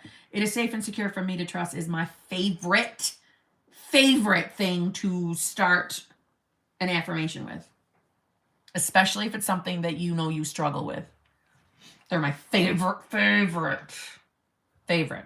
But that's how I would handle it. So then I would be affirming, it is safe and secure for me to trust that I am always safe. It is safe and secure for me to trust that I am fucking limitless and I can be doing whatever the fuck I want. Yeah, I do night track affirmations, and I affirm like every 2 hours from 10 a.m. to 10 p.m. and also do scripting and daily subliminals. Honey, every 2 hours. Listen, unless you are having like substantial negative thoughts, right? Or like opposing thoughts to your manifestation, you do not need to be affirming every 2 fucking hours, honey. That's a lot. That's too much. You're going to get burnt the fuck out. I would not affirm that much. Like I said, if you're feeling worried or nervous, or you start thinking opposing thoughts about your manifestation, go ahead, start saying some affirmations. But if that's not happening, you do not need to do it every 2 fucking hours, honey. That is probably causing some of your stress right there.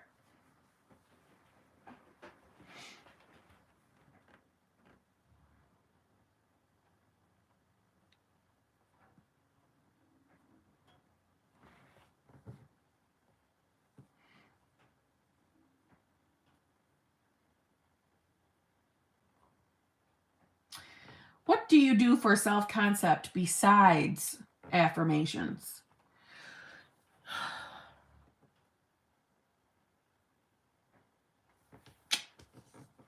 The only thing I ever did for self-concept was affirmations or scripting. Honestly. Until it became so easy for me to get into the state. And then once I'm there, I don't do anything once I'm in the state. The state I refer to as the woman or man who has it all is what I'm talking about when I say the state. So like on a normal day-to-day, I embody the state. If things are starting to bother me, or if something appears that I am having a trigger to or a reaction to, I accept that I'm out of the state. And then I may start affirming for self-concept. But that's all I ever did. Honestly. Because this could be my own limiting thinking, but it's hard for me to understand how does one work on their self-concept by visualizing. I'm not saying you can't do it. I'm saying I struggle to see, unless you are visualizing yourself as the version of you who has a perfect self-concept, you could be doing that. But visualizing came to me later in my game. So I was mostly just affirmations and scripting. But if you like to visualize, that's probably what I would visualize, because I don't see why that wouldn't work. Visualize yourself as the version of you with the perfect self-concept. And the addressed inner beliefs until it comes to fruition.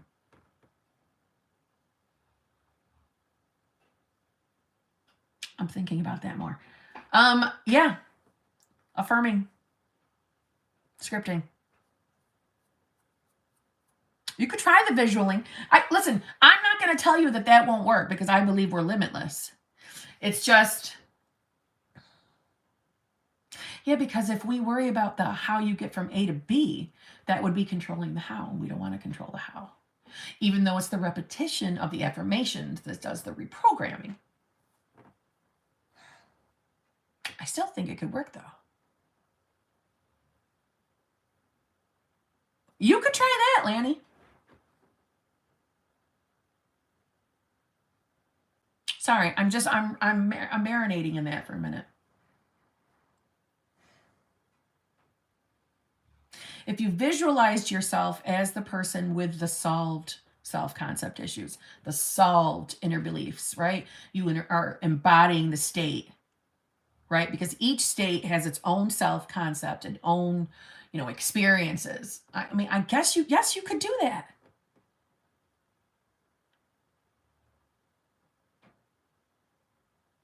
But it would be us trying to control the how, figuring out how the reprogramming would take place, but you might just get inspired action to affirm and script anyway.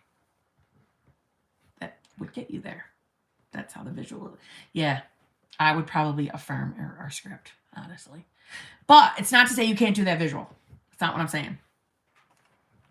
But I can't help but to want to center in on the how with the visual. You know what I mean? That's a good one. You can visualize and have inner combo with your SP than telling you that this and the other. That's true. I don't think she was answering you with that, but.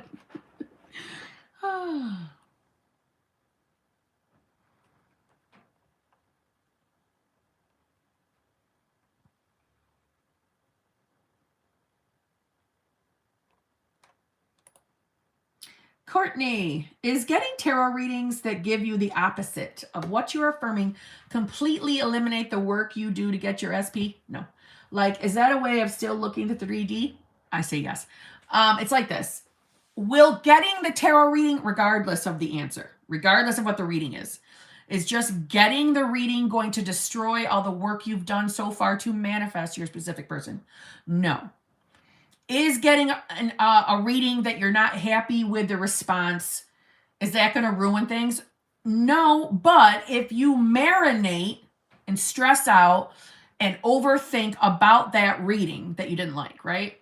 If you marinate and focus on it, that's leaving up the possibility of it creating, right? A good tarot reader is always going to make it known that they're just reading current energy. They're not telling your future.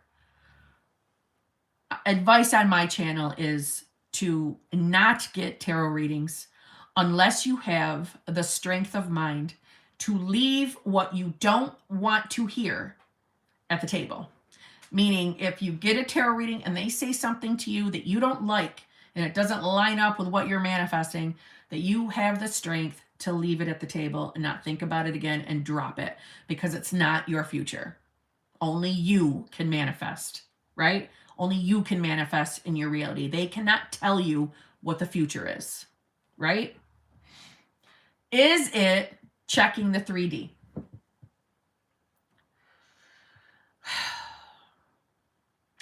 I look at tarot as no different than someone using, oh shit, I can't think of the word. I can't think of the word. Placebo. It's like using placebo. So am I going to chastise you and say it's checking the 3D? Not necessarily. Is it you being too dependent on a source outside of yourself? Yeah, it is. It is. We don't need to look outside of ourselves for our manifestations. But I know some people do like to get their tarot readings. I just think that when you're going to get them, you are not trusting that you're going to be able to manifest. You're looking to get an answer outside of yourself. The answers are always within. Okay? But yeah, you're not going to ruin your manifestation. If you don't like the things that you heard, fucking leave them at the table. Don't worry about it. Focus back on yourself, self-concept, and put your focus on you having the things you desire, whatever it is you're manifesting.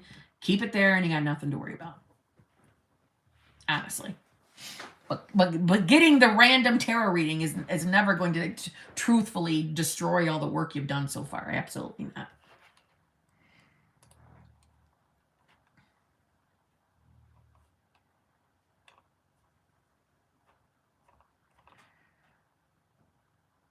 God, I'm never going to get sick of that name, Fresh Out of Fucks Forever.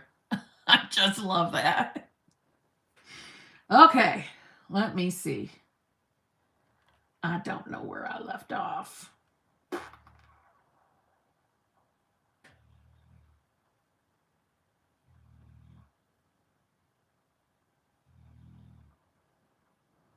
don't know where I left off.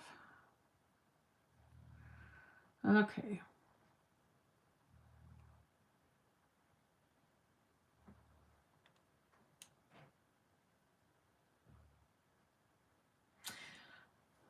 Been affirming I receive free stuff all the time, and my friend offered to get me a flight to New York. Shut up, Bailey. That's fucking awesome.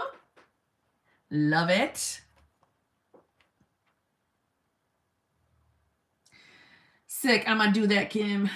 Thanks. Give me the best. Oh, I don't remember. I don't remember what you're doing, Heidi. Thoughts on shifting parallel realities. Oh my God. Yes, we do it every second.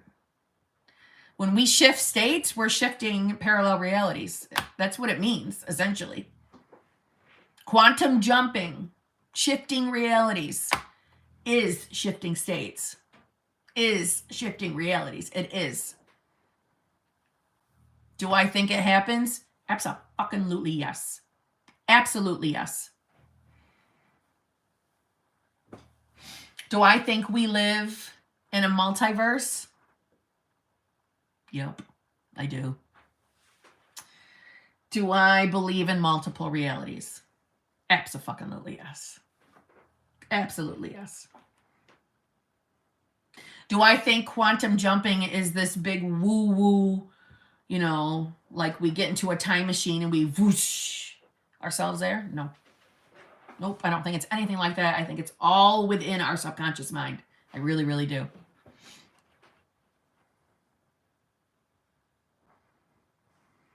How would you go about speeding up your manifestation? Would affirming more work? I feel as though I don't affirm enough.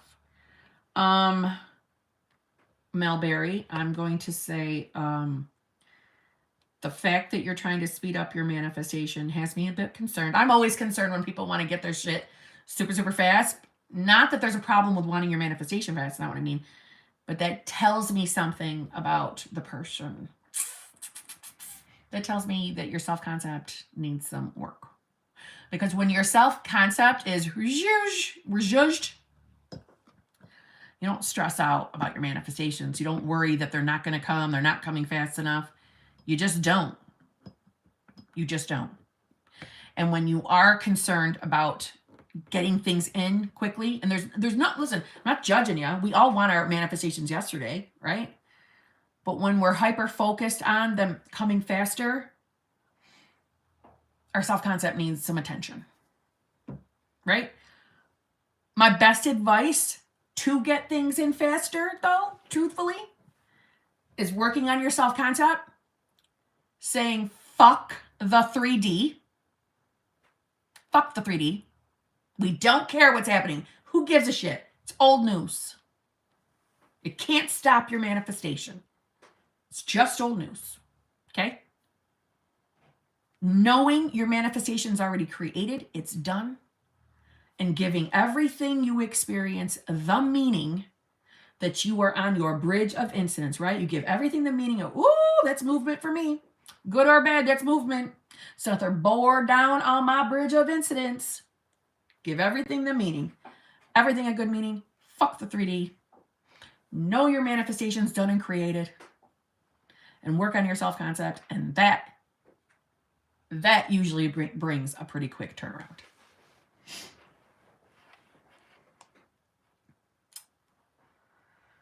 Uh-oh, somebody's getting in trouble because they're getting mega blocked. I see all the little blocks there. Okay. What if the SP does not reply to your text and sometimes don't call even?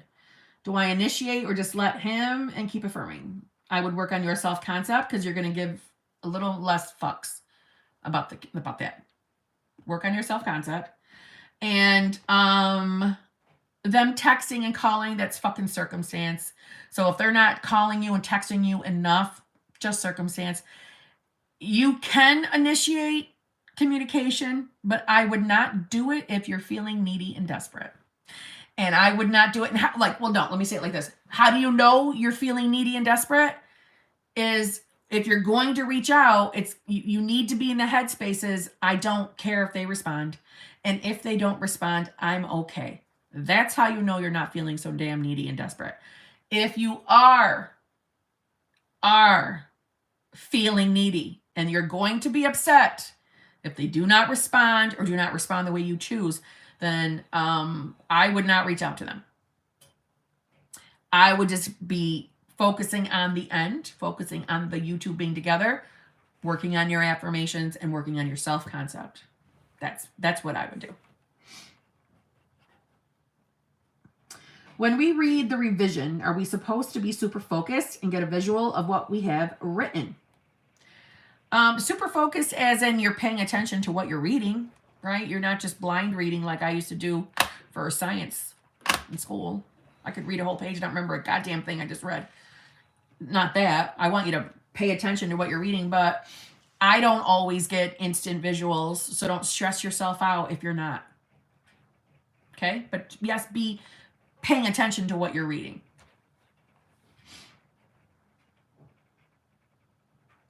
I mean, let's just keep it real. We think in pictures anyway, even though there's those of us who don't feel like we see pictures, we are seeing pictures, just you know.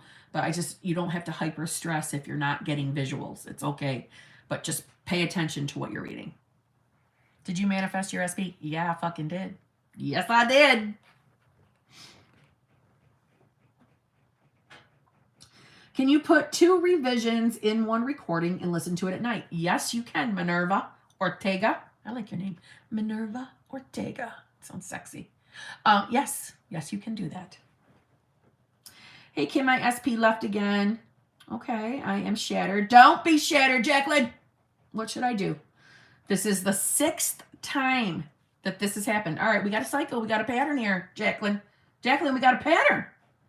I need some help with ignoring that this is the end all be all. What is your advice, please? Jacqueline, we are in medical emergency here. Medical emergency self-concept intervention.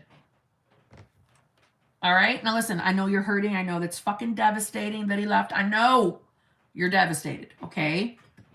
I know you're hurting. I know it's the worst fucking feeling in the world. I know it is. There's the furnace. But work on your self-concept, okay? Medical emergency intervention self-concept. I normally tell people 80-20. I'm going to tell you 90-10. All right? We got a cycle going on. If this person's left multiple times, yeah, we have a cycle. There's an inner belief that you're not addressing. So I don't want you hyper-focusing on SP affirmations. You can do it 10%. I want you to do 90% self-concept. Really, you should try 100, but I know some people don't want to give up on their SP affirmations, and I get that. But you need to do 90% self-concept. Okay? There is revision. It's an option. But I'm going to keep it real with you. I don't want you to revise yet. I want you to work on your self-concept first. Okay? We can revise the scenario with your SP, but you have an inner belief at play here. So either we go back to the root of how all this shit started with your inner belief, which is more than likely something that happened in your childhood. And that's open. If you want to do that kind of revision, then go ahead, you can do that. But I wouldn't worry about revising things with the SP just yet. I would do the 90% self-concept until you are in your better head space. Okay? Yeah, self-concept before revision. You'll be so much calmer. Exactly. We want you in a calmer headspace, right? It's not the end-all be-all. It doesn't matter that it's the 6th time. It's just another fucking circumstance. It really is. Nothing is the end-all be-all unless you say it is. So it's not. It doesn't matter. But I think we want to stop this bullshit, don't we? We don't want there to be a 7th fucking time of this person leaving. We want to cut the cord on the cycle. So let's work on your self-concept until you're in a better headspace upstairs. You know, not so upset, which you have every right to be upset. It fucking sucks. Breakups suck. Breakups are just devastating. I know they are. But I'm telling you, you work on that self-concept, you start feeling just a little bit more balanced, yeah, back to yourself, and then we can start touching on the revision. But by the revision, I say fuck revising things with the breakup. Let's go back. Let's find the root. Depending on what your circumstances are from your childhood, maybe we can identify the root and fix that and cut the cord of all these bullshit cycles. Okay? My brain has finally gone to autopilot, affirming, but I still try to write my affirmations daily. Love it.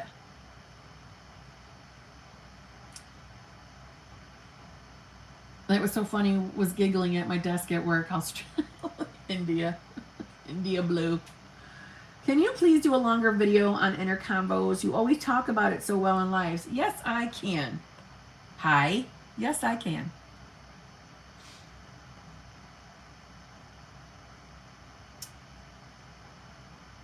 I feel as though I don't have negative thoughts, but lately things have been reminding me of how long it's been since I've seen my SP, as in a year or two. Why are you reminding yourself of that, Mount Barry? Why are you focusing on time? Who gives a shit how long it's been? Are you working on your self-concept? Why are you reminding yourself of things like that? Don't do that to yourself. It doesn't matter how long it's been. If you're working on your self-concept, that type of shit ain't gonna bother you.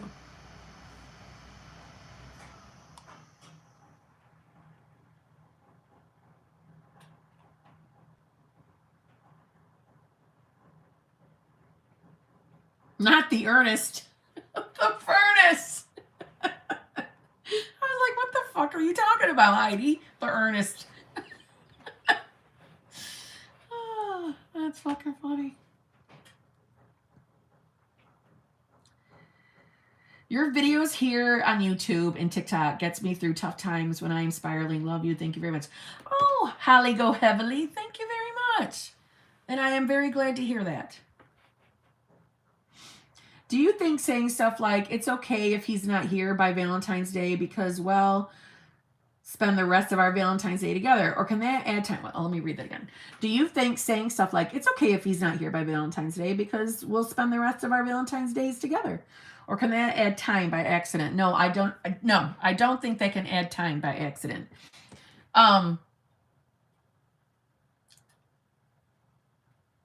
Let me say it like this. I would not be affirming that all the time.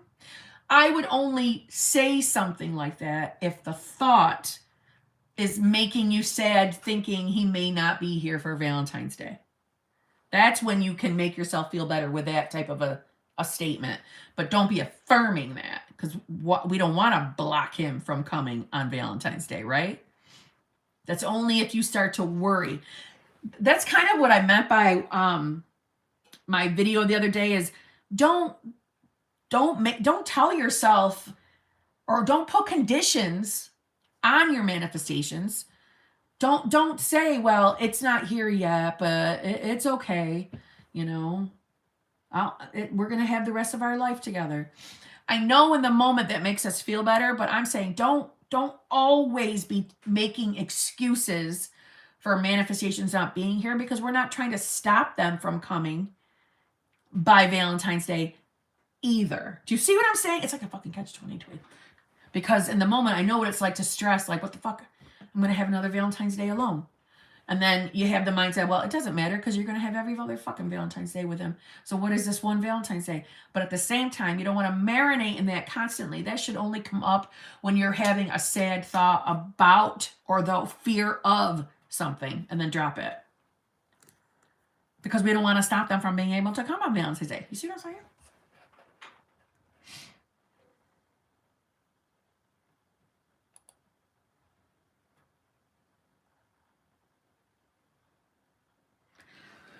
Oh, I feel a yawn coming. Okay, there we go. How about I feel a yawn coming as I'm yawning? I always feel safe and secure for manifesting anxiety. You say I always. Oh, nice.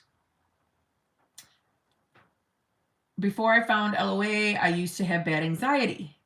But I'm talking about anxiety about 3D world problems. They used to really freak me out. This week I've been feeling it again, like wars, climate change, and things like that. Okay.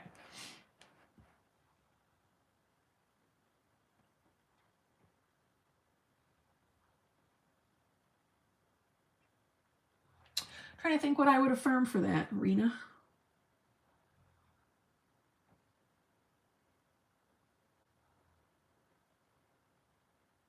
Like for the climate change, you know? I would, see, because I'm a sarcastic bitch, I would probably affirm something like, you know, humans have finally stopped being selfish assholes and that they've stopped destroying our earth. Isn't it so wonderful how humans have stopped being such selfish assholes? Isn't it wonderful how humans have stopped acting like complete assholes to our Mother Earth? Isn't it wonderful? Isn't it wonderful that people actually give a fuck about this planet? Isn't it wonderful? That's probably what I would affirm. Something sarcastic like that. Because I can't help myself but to be. I am sarcastic in my affirmations as well, just so you know. Sarcasm comes out everywhere. Yeah, I understand. I understand why you may have that anxiety. I get it, Rena. I would probably affirm things. Isn't it wonderful that people are finally waking up? Waking up and realizing we have to heal our planet. Or how about, isn't it wonderful that our planet is healing itself? Isn't it wonderful how peace is really taking over our planet? Peace. Kindness, respect, love is finally flooding this planet, this universe, this whatever. Why don't you affirm things like that? Nia, hi Kim. Yesterday I found out SP liked my best friend. I assumed I was purging old thoughts, but I spiraled because I felt betrayed by both. I affirmed through it. What should I affirm for the circumstance? Okay. I'm glad you're calling it a circumstance because it is a fucking circumstance. It is a fucking circumstance. You have nothing to worry about. You're not going to lose your SP. Doesn't fucking matter. They're going to come back. But what I would do before even worrying about what to affirm, I would be back on self-concept. Did I say that? Did I just say self-concept? You should be on your self-concept. No, self-concept. Oh my God. Jamie. Jamie, what was it that night? What was it with self-concept? Oh my God, what was it? What did we say that night? Oh, come on, Jamie, you got to remember. And I said from now on, I'm not going to say self-concept. I'm going to say that. Oh my God. Okay. Well, hopefully Jamie's going to remember. It was something funny. Work on your self-concept. You realize everything that's happening right now is just a fucking circumstance. There's nothing to worry about. Put your focus on you two being together. Don't be focusing on him liking your bestie. Try not to focus on that. Right? We don't want to create more of that. So fuck that entirely. Work on your self-concept. I would be doing that 80, right? 80-20. You're 20% if you want to affirm for your SP. I would be affirming that it's safe and secure for me to trust that they are head over heels in love with me. It is safe and secure for me to trust that they are loyal and faithful to me. They only have eyes for me. I'm the only woman that fulfills his fucking needs. I'm the only woman that gets him excited. I am it. I'm the only woman he thinks of. But you remember it though, Jamie. Ready? Right? Oh, fuck. That's going to bug me. That's what I would do, Nia. Don't worry though. Don't worry. Work on that self-concept. That's the fucking answer to everything. You notice that? Work on your self-concept. Work on your self-concept. Working on your self-concept. It's just a circumstance. Fuck the 3D. It's just a circumstance. It's always the same answers. Mel Barry, what can help when you is him to have... Yeah.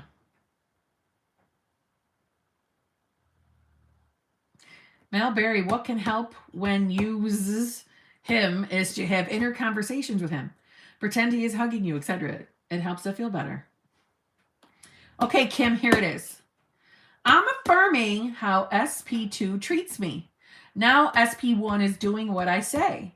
SP2 does. He's a celebrity like me. And even SP1 says he looks like him. That's BBL. Let me reread that. Hold on. Okay, Kim, here it is. I'm affirming how SP2 treats me. Now SP1 is doing what I say SP2 does. He's a celebrity like me, and even SP1 says he looks like him. That's birds before land. Yes. Yes, my text to talk autocorrect, but I'm thinking, it what? It did. It's going to bug me. You got to scroll and find it. But yes, Gigi Fox, I would call that BBL. Brazilian butt lift. You guys have ruined BBL for me, though. All right? Because now every time I say BBL, I think of Brazilian butt lift. All right, can we pause for a minute? I want to warm this bitch up. Okay, so hold on. That was my chair. Chair.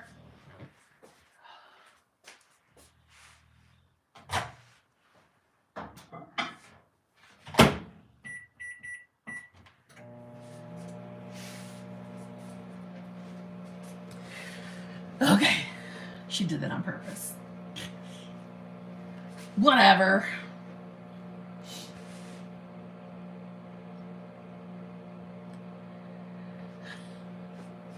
Okay.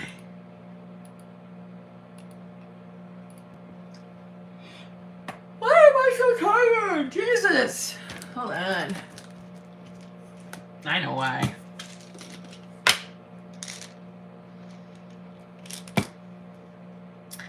I was going to get off here at 11, but I love you guys, so I'm staying on.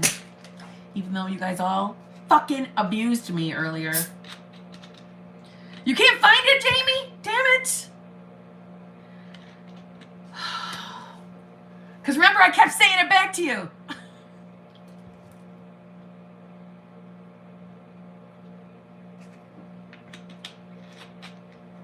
Fuck. I did no such thing. Yes, you did. Because it's 11 there.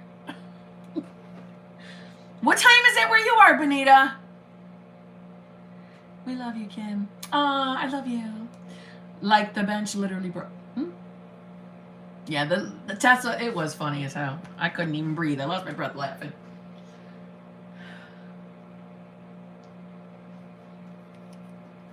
Only 7? That's crazy. Hold on, maybe this is done. Almost done. Yeah, it's done.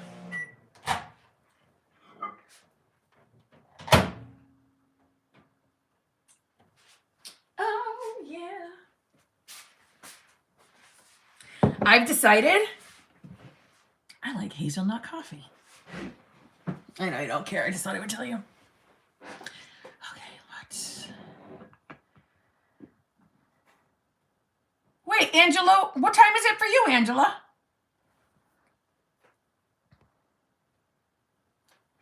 It was the microwave. I just said I was going to warm my shit up there. I just hit myself in the fucking face. Damn it. Super Saiyan! Hold on. Kim, you were one of the best. Thank you for your guidance. Oh, Sandy, I fucking love you. I love you.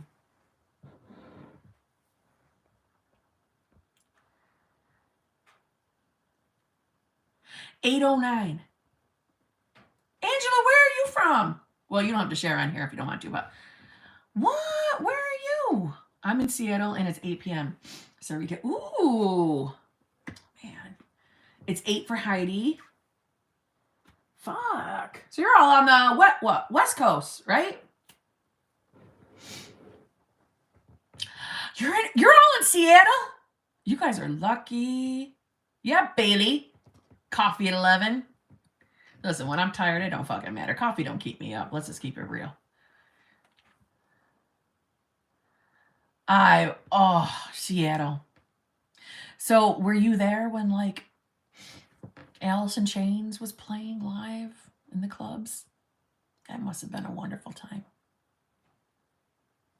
That's a regret I have, not seeing Alice in Chains live before Lane Staley died. I had such an obsession with Alice in Chains. I loved them so much. Did you guys ever see the movie Singles? It's one of my favorite movies of all time, just so you know. Do you want to know why? Do you want to know why? Because Alice in Chains, Soundgarden, Pearl Jam, some parts of Mother Love Bone, who were in Pearl Jam, and Mother Love Bone was on the soundtrack. One of their songs, no, two of their songs in the soundtrack, but they were all within the movie.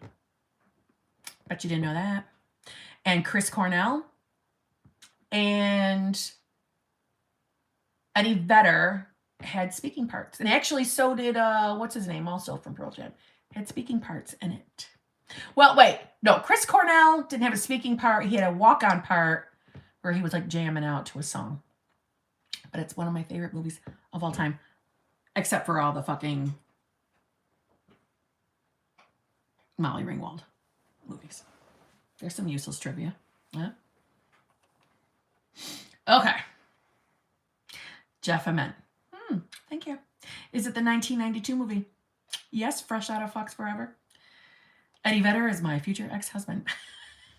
Love it. Yes, it was a good time for music, wasn't it, guys? I love Alice in Chains. I loved Lane Staley so much. I was just so attracted to him. He was so sexy. There was something sexy about his ass. His voice. Oh my God, his voice. Okay. Oh, and Soundgarden and Alice in Chains. Wait, did Pearl Jam too? Wait a minute. I know for a fact because they Alice in Chains played live in the movie. So did Soundgarden. Pearl Jam did not. What Pearl Jam did do was, because they were the band Touch Me, I'm Dick. So you saw them around the instruments of Touch Me, I'm Dick. That was the band, Touch Me, I'm Dick. But you got to see, I forget what songs. Regardless. No, he ain't no Jason Momoa. No, he ain't. But he does sing better than Jason Momoa. So they're in equal status. Yes, hold on. But they were called Mookie Blaylock. Well, I must have missed some other parts of what you just wrote. I just competed in a 90s music trivia quiz tonight. You did, Leanne Richard? I wish I was with you because I would have helped you won. You would have won. You would have won if I was there. 100%. Okay? I know my fucking music. All right?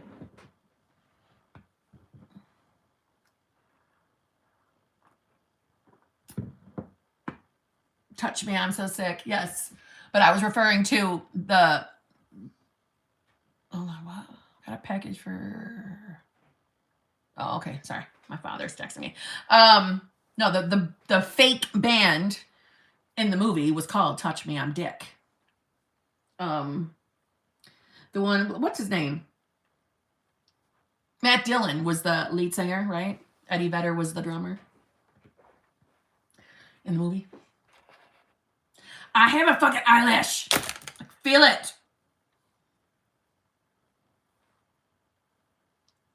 It's bugging me. Okay. Let's see. Oh, and yeah, singles. That's what I'm talking about, girl. Yes. It's my favorite movie.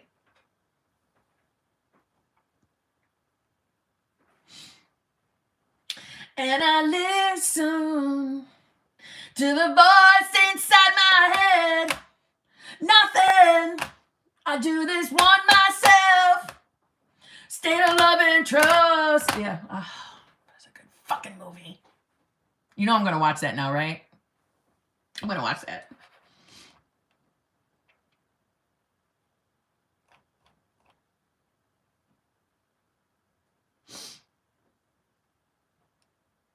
So then Touch Me, I'm Dick was the song. Touch Me, I'm Dick.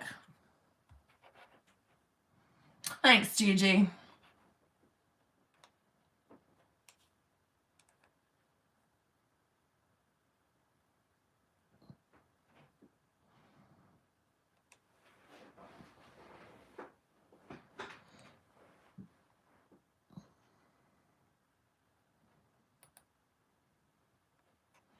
Myself. Hey, na, na, na, na, that's something. That's going to be stuck in my fucking head now for the night.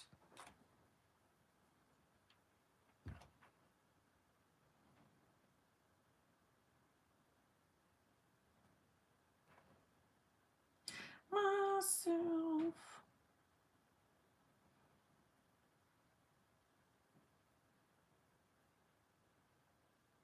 Yes, Bridget Fonda. Oh, I loved her in that movie. With the phone stretched out all the way from her apartment. Yep. I loved her. It's just a good fucking movie. It was perfect for the time. That was the year I graduated high school, by the way, 1992. And I was just so excited for that movie because I'm like, that's going to be my life. That I'm going to be just like her. Like I'm getting an apartment just like her. I'm going to move into an apartment complex just like her. I'm going to have that existence. That's what I thought of as a senior. High school. You're 1993. I was 92. And I was so excited for that movie. I was so excited. Good night, Sarita. Fucking karaoke night. It's right, Artistic Madness.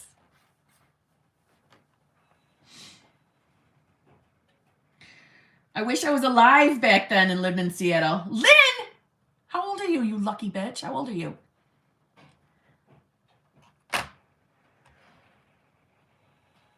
Let me say this, though.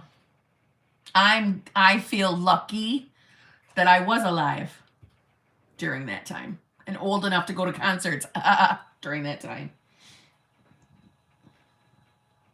Like the Lollapaloozas. The original. The first Lollapaloozas. Those were the good ones. Huh? Jane's Addiction. Susie and the Banshees.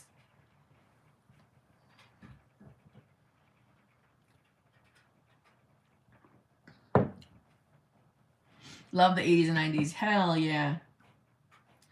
Bailey, you have a job interview tomorrow. I'm super nervous. Bailey, don't be nervous. You picture yourself walking in there and owning that fucking place. Okay? They're going to love you. And you fucking affirm that. You are the most fitting person for the job. The minute they see you, they know you're the best for the job. Don't even fucking worry about it. Jane's, I love Jane's. I love Jane's Addiction. I loved 9 Inch Nails. Ugh. You name it, I own it. I still have all of my CDs too. My old school Mary Janes. I had Mary Janes, but mine were Doc Martens. And I had lots of Doc Martens. Okay, in 1990s, Doc Martens were the thing. Not the Doc Martens we see today. These were the originals, okay? The colors. I had purple. Okay, I had candy apple red. I didn't go with that basic bitch color. I had purple and beautiful red. And then I eventually got blue. But my Mary Janes, they were Doc Martens too. I was a Doc Martens bitch. And then I moved on to Steve Madden, but...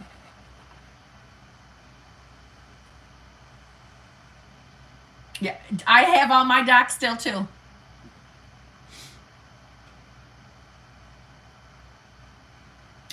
Fuck yes to the New York Dolls. Yes. Hell yes. And the Clash, yeah. Motley Crue, I liked them back then. They're not someone I would go see anymore. But I liked them back then, yeah. I can't picture you the Doc Marten type. I knew someone was going to say that. And how weird that before this live, I'm like, I should show them what I looked like in the 90s. Because I think you guys would be surprised. But I don't know where my photo stuff is. I'm trying to think where...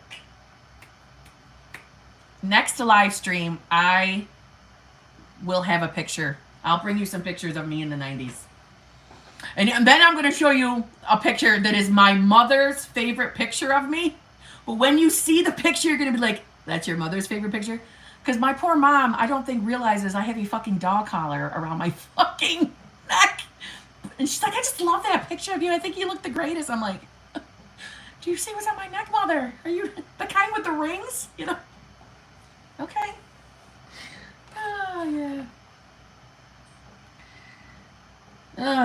Let's see. Can we see your docs too?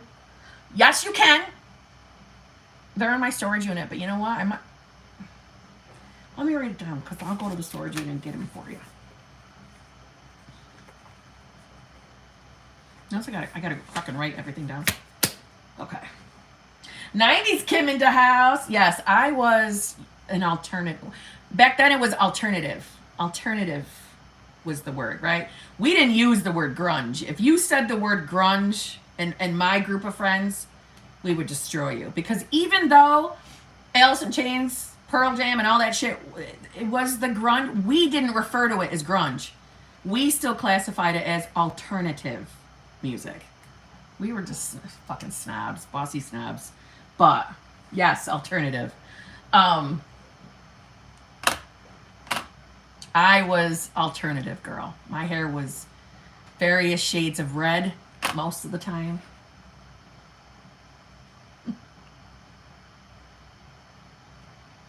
And I was into old punk too, like original punk. Like The Damned, Sex Pistols, stuff like that. All right. I missed a super chat. Hold on. Let me go find it. There we go. Wait, I didn't miss any before that, did I? Let me just double check. And then I'll go back and get it.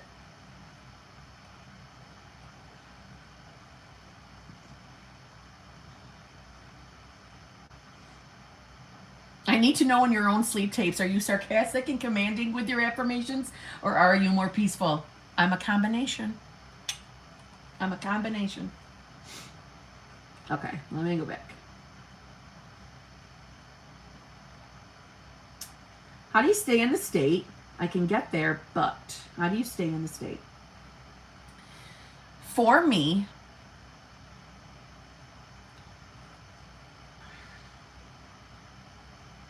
just hang on. I'm just trying to like get a sense of, I don't want you to think that like I get into the state and then I constantly think, you know, how would I think or feel? How would I think or feel?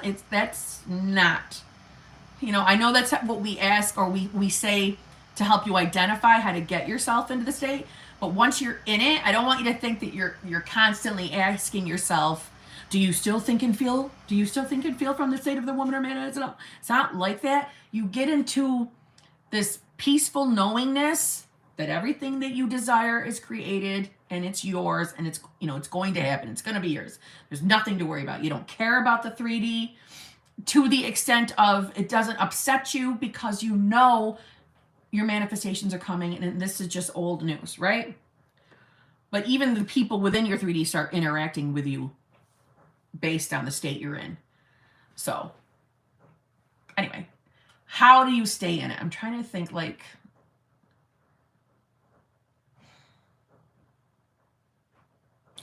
I'm going to be honest, for me, it's not so much of how do I stay in it.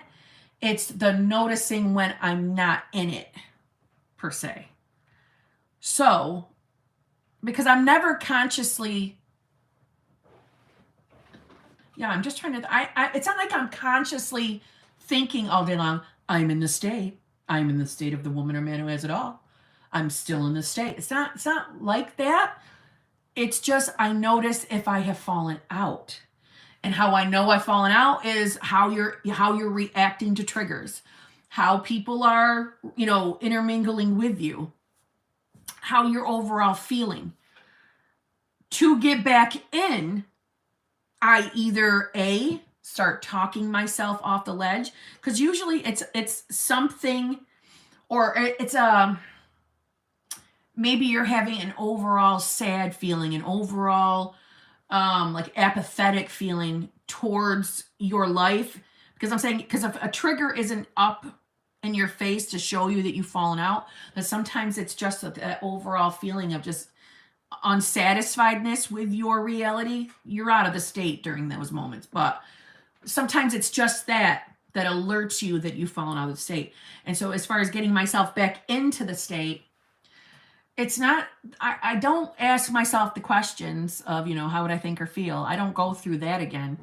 It's more of what Why do I feel this way? Is there something happening that's making me feel this way? I start talking to myself. I ask myself those questions. Is something triggering me? Is something upsetting me? Why am I feeling this way? What am I fearing? What am I worrying about? And I start to address them either by affirming or scripting or talking to myself down off the ledge. Sometimes it's doing nothing but taking a fucking nap. And I'm not even kidding when I say that. Sometimes it's walking away and taking a fucking nap and waking back up and realizing, okay, I can be, do, and have whatever I want. I know the law of assumption works. I know manifestation works. It's like you're talking. I can get there. I just can't stay there because my anxiety comes. So when the anxiety is coming, are you having generalized anxiety or are you having anxiety over the subject? Naps are a good reset button. Absolutely, Autumn. Yes, they are. See, these are the moments that sometimes meditating can help you get back into the state. It's just meditating. I don't meditate, so I don't like to mislead people and tell you, right? All right, so it's both. So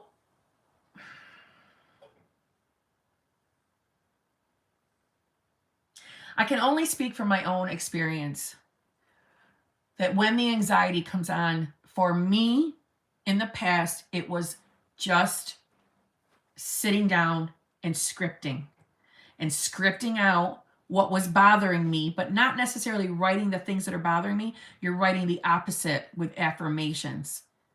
Or if you prefer to write out a scene, you can do that as well. But I would write, to a lack of a better description, it's almost like you're expelling out the anxiety out of your system by the scripting. It's so fucking relaxing to someone like me. So in those moments, that's what I would try to do. I would start scripting until your anxiety levels come down. And then start thinking from the perspective, again, how would you feel? How would you feel if everything you had was here right now, to help inching your way back in? Because I'm getting the feeling that you're not into affirmations as much. I'm getting that feeling. Maybe I'm wrong. But I would script. Scripting does wonders for anxiety. It really does. It just it gets you to focus on no, as in no, I am correct. You're not really an affirmer. Yeah, literally try scripting. It's just a way to focus that fucking energy. I never feel anything with affirmations. That's not necessarily a terrible thing, you know. It's not like I get a sense of feelings and emotions when I would affirm, but sometimes I would at least be correct. Okay. Sometimes the affirming would be doing nothing but calming me about what I was worried about in the moment. Not because you believe everything you're affirming, but it's the believing, or at least the comfort at the possibility that, holy shit, is it possible these affirmations are truly bringing me in everything I desire? You know? Like I said, though, because I'm not someone that likes to meditate, I think you might benefit from meditating. It's just not for me, so I can't guide you through a meditation because I don't do it enough at all, really. I mean, I've tried. I just don't enjoy it. It's not that I can't meditate. I don't enjoy it.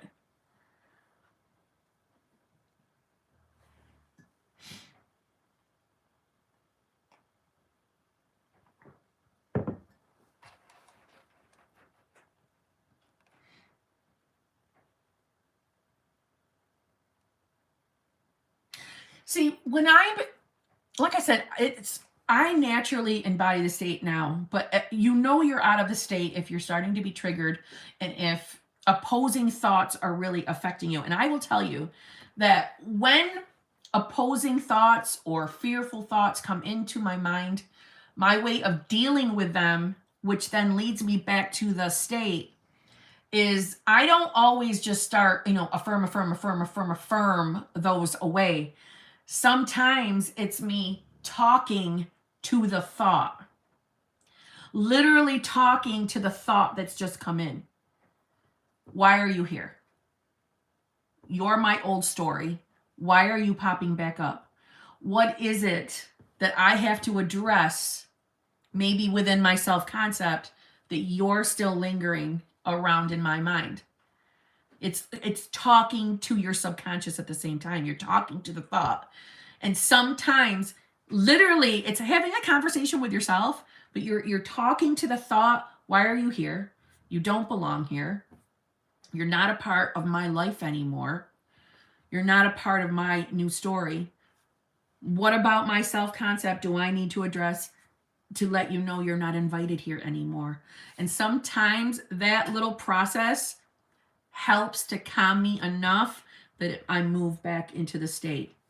But it's not, I don't want you to think like there's like this, okay, I'm going to enter back into the state now, and I'm just going to hold it. It's not like that. Can't. It is very normal to fall in and out of states. And it's not to beat yourself up when it happens. It's like a mental workout. Not necessarily a mental diet, a mental workout. Like you're working out the muscles of getting you in and out of the state. When it is something that you are relatively new at attempting to do, meaning embodying the state, when you're newer at it, like I cannot stress how normal it is to fall right back out. It's just you slowly working those muscles to get you back in. But don't overstress yourself trying to do it. Affirming, visualizing, and scripting is the pathway to you getting there. It's normal to fall in and out. It is. We change states from moment to moment. Yeah, talk to the thought. Yes, 100%.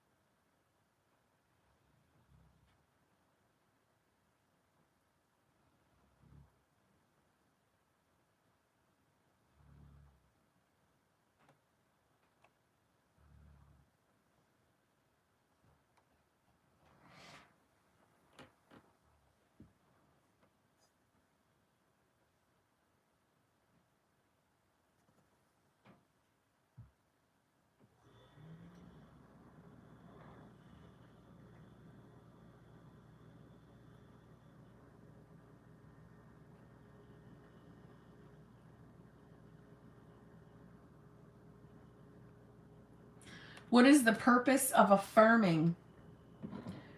To reprogram your mind, to reprogram your subconscious mind.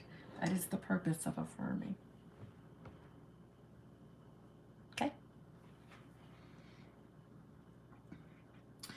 Is it possible to revert back and it gets harder to get back as far as into the state?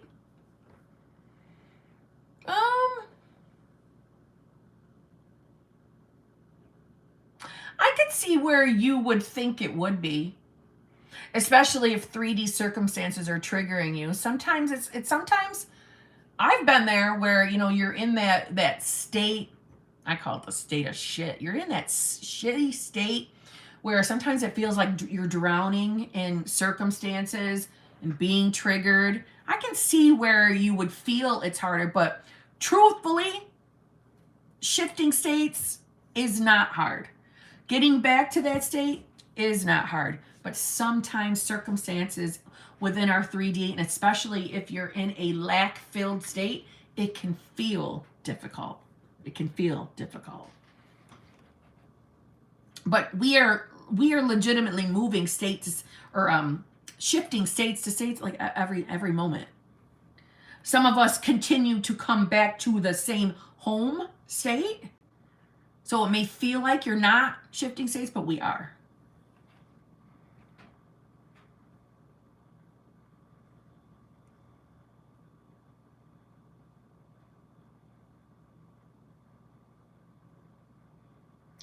Kim, is it okay if I just affirm? Will I still get my manifestation without visualizing or scripting? Also, can I wake up to my...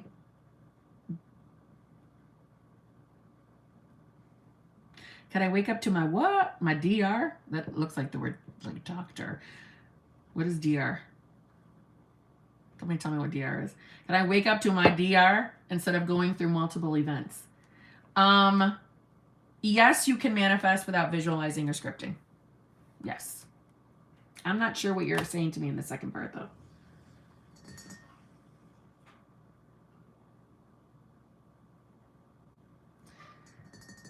Hi, Kim. Hold on. Hi, Kim. I was at a school meeting, and one of the parents mentioned the safety of kids. They can be kidnapped for ransom money. What's reflecting back to me? Wait. Hi, Kim. I was at a school meeting, and one of the parents mentioned the safety of kids that can be kidnapped for ransom money. What's reflecting back to me?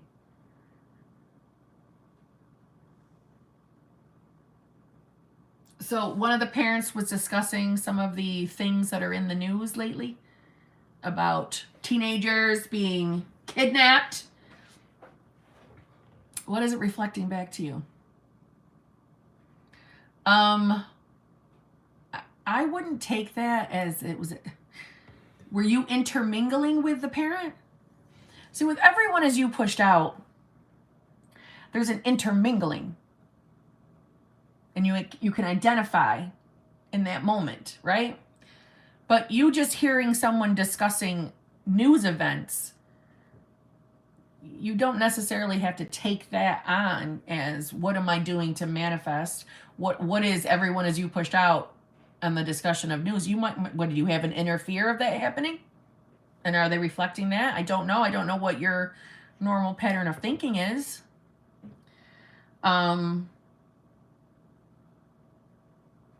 I mean, do you have a fear of not being safe? Do you have a fear of that? But were you having an intermingling? What? I don't understand exactly what happened.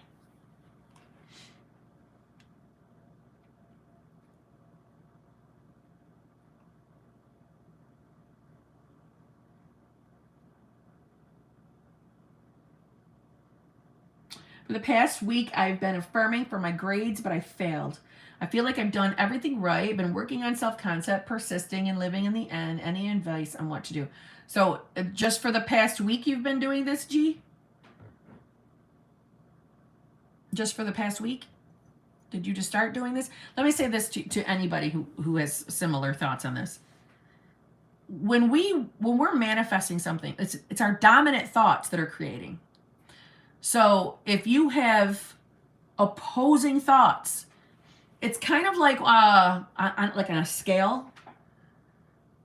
So if you've had all this time of thinking the opposite, we need to put more on the other side of the scale for it, right? For the balance to change. So sometimes just 1 week of affirming and doing things doesn't outweigh your actual dominant thinking. So it doesn't necessarily mean you've done anything wrong. It just means you might need to shift the scales a little bit more. Your dominant thinking might have been the total opposite. So you need put a little more something in,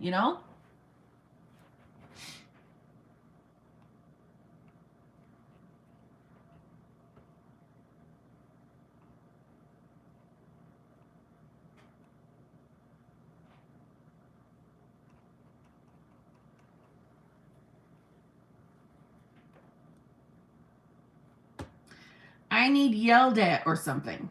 I still can't walk. Pain is getting worse. Being helpless is making me depressed. I feel no one would want me like this. Oh, girl. You're fucking being too hard on yourself, number one. All right. So you're still having issues with your back, I'm assuming. Or with, I remember. Okay.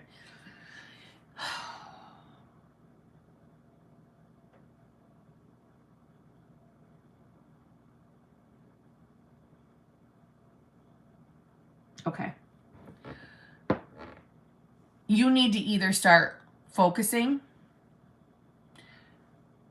or visualizing, affirming on yourself being healed. You need to start seeing yourself as being healed. Stop. I feel like you're seeing yourself as a burden to others right now. And you're not a burden. So start focusing on you being healed. It is safe and secure for me to trust that I am 100% healthy and perfect. I feel better every day. Every day I wake up, the pain is less and less. Work more, or how about get back to work on your self-concept.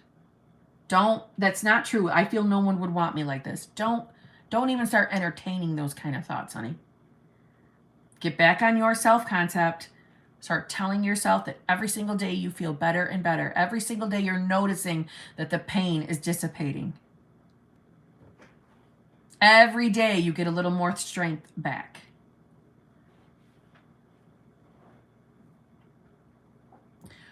Your pain that you're feeling right now is spiraling you. Right? You're getting caught up in how you're physically feeling. And I understand you're in pain and that fucking sucks. But what I'm saying is you're getting into a spiral because of how you physically feel. So let's remove ourselves from the 3D and how you're physically feeling and start getting into our 4D.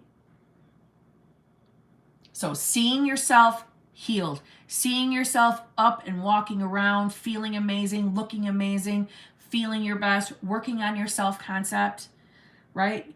Get back on your self-concept so we can be getting the zhuzhing we need from our healthy self-concept to help us believe that getting our healthy body back. Put your focus there. Don't worry about SPs. You're worthy and deserving of love no matter what state you're in. But let's get you healed. Get back on your self-concept. Okay? Every day you're feeling better. It is safe and secure for me to trust that my body is 100% healed. It is 100% healthy and perfect. Your SP ain't going anywhere. So don't even start going there. Don't entertain those thoughts. Question from Adelie. Can you talk about what our SPs are experiencing when we are revising? I want to make where my SP didn't experience a certain circumstance. What they are experiencing is the same thing they would experience if you were affirming or visualizing. It's no different with revision. Revision is, although it sounds like some special hooey-dooey because we're messing with an experience that had already played out in our reality, but it works the exact same that your affirmations, your visualizations, your scripting does. It's thought transmission, energy transmission, right? Thoughts are energy. So in that moment, when you're working on revision, when you're affirming, they're getting the ping of us, of you. They're getting that ping. But what's happening is their memory is being changed along with your own. That's the only difference between revision and affirming, is that you're changing their experience too. But it's not necessarily per se that they begin focusing on that moment. Right? They're not revising with you. Your revision is changing the memory for them, but they're not living or reliving the experience with you. I hope that's making sense. They just have thoughts. It's just energetic thoughts. But if they go back to that memory, it will be revised as it is revised within you. So, like this moment, say today's the first day you start that revision. They still have the original memory. As you start working on the revision, it will work the same way it's working with you. when it's completely revised within you, it's completely revised within them. They're on the same track that you're on with revision. That's how I've seen it play out. That's how I've seen it. That's been my experience. But the concept of how it's happening is the same as when we're affirming, visualizing, and scripting. So he can forget any shit circumstances before me and with me and be happier and healthier. Absolutely. We are limitless. Yes. We can revise anything. As controversial as that may sound, we can.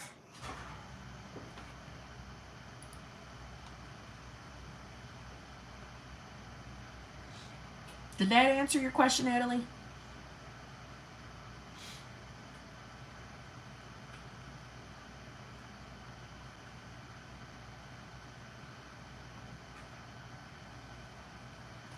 Did I miss another one? Yes, I did. Jay Green. How do we revise that something never happened without focusing on it, such as never being in a relationship with an SP? So are you revising with a specific person? Or just in general that you've never been in a relationship? And it's not that it's like this, when we're revising, you're rereading the new story every day. So it's not that you can't focus on anything, but you're working on changing original memories, original experiences. You know, and if you're talking, like, there's some people that use revision affirmations. So, for example, affirming something like, you know, my marriage has always been wonderful. My marriage has always been amazing, right? That's in a revision affirmation. But revision, like say through scripting, that's usually with experiences, specific experiences. So I know it sounds like, well, how am I going to stop thinking about the original memory? That's the point of the repetition of us reading it, the new version. That's the whole purpose. That's why revision is working similar to affirming. Just like we affirm, it's the repetition of the affirmations that does the reprogramming. It's the same thing with revision. It's the repetition of the rereading of the new story, the new event. It's the same idea. It's the reprogramming of that original memory with the repetition of the rereading.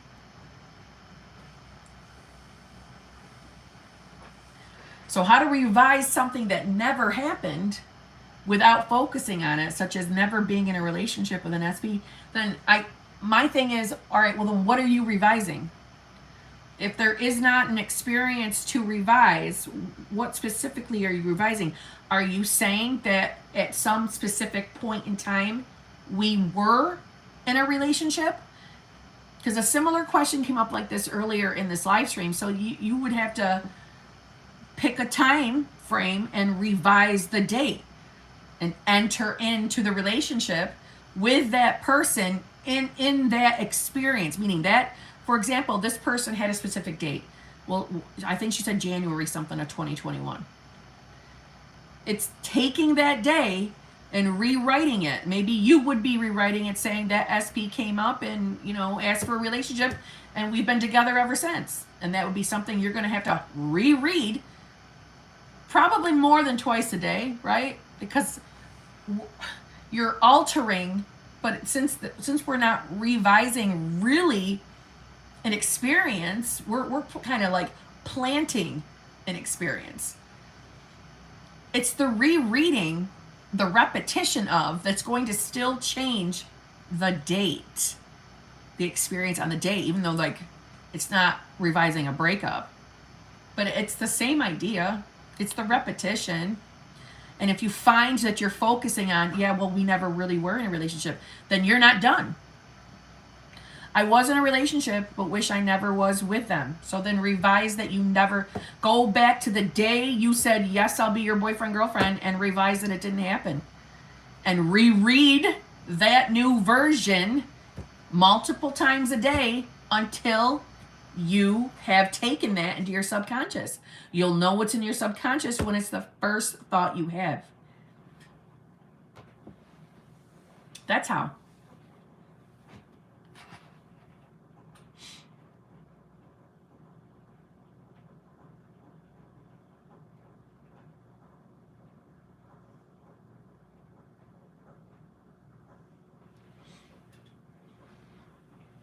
I'm in Shitsville land, but I refuse to accept this and refuse to stay here fixing it before bed. Yeah, Ashley, let me just say that. Like, everybody should be revising their day before they go to bed. If something happened today that you didn't like, revise it before you go to sleep. That's what Neville Goddard said to do. Revise before you fall asleep. Revise your day. Look at my favorite success story by Neville Goddard. The Mrs. J.E. story. This woman revised her day every single day for 30 days straight. And her SP showed up. They were engaged, a month or two later? Married, 6 months later? Revision's the key.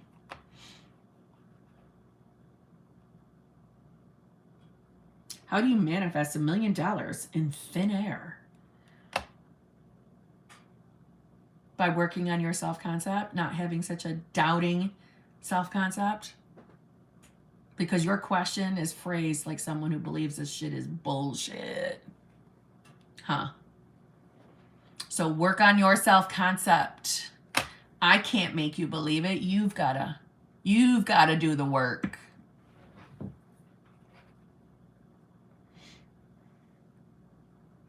If so, yell shit fuckery. Shit fuckery.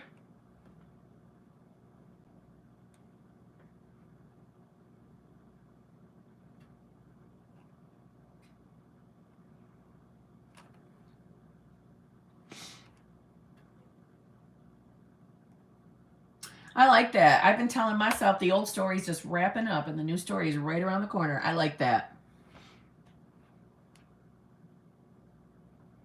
DR is desired reality. I was wondering if I can simply wake up to my desired reality forever instead of experiencing multiple bridge of events before I get my manifestation and live in my desired reality. Okay. I was wondering if I could simply wake up to my desired reality forever instead of experiencing multiple bridge of events before I get my manifestation and live in my desired reality. You want to know what? I actually think it is possible to do that. I do.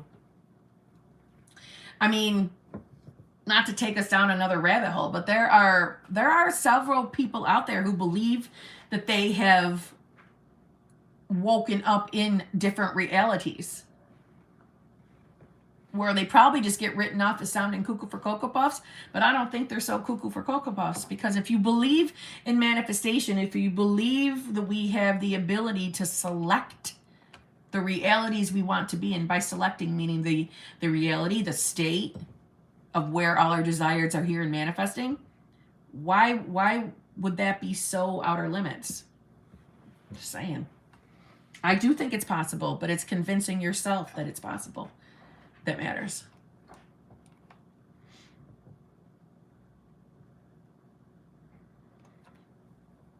We will get it because we are queens. Tell fears nothing's right. My friend stopped being my friend over a 3P who claimed I was a terrible friend. How would I revise this? You would go back to the moment that you realize that the other friend stopped being your friend, and you would rewrite it. I've woken up to a different reality in the past. I believe you, Amy. I believe you. I know I can manifest, but I haven't been on my mental diet. What do? I don't want to be a victim. Then don't be a fucking victim, Elsie. Get on your goddamn mental diet. There you go. Get on your mental diet. No sense in wallowing in the fuckery. Get back on your mental diet. Get back up on your manifestation game.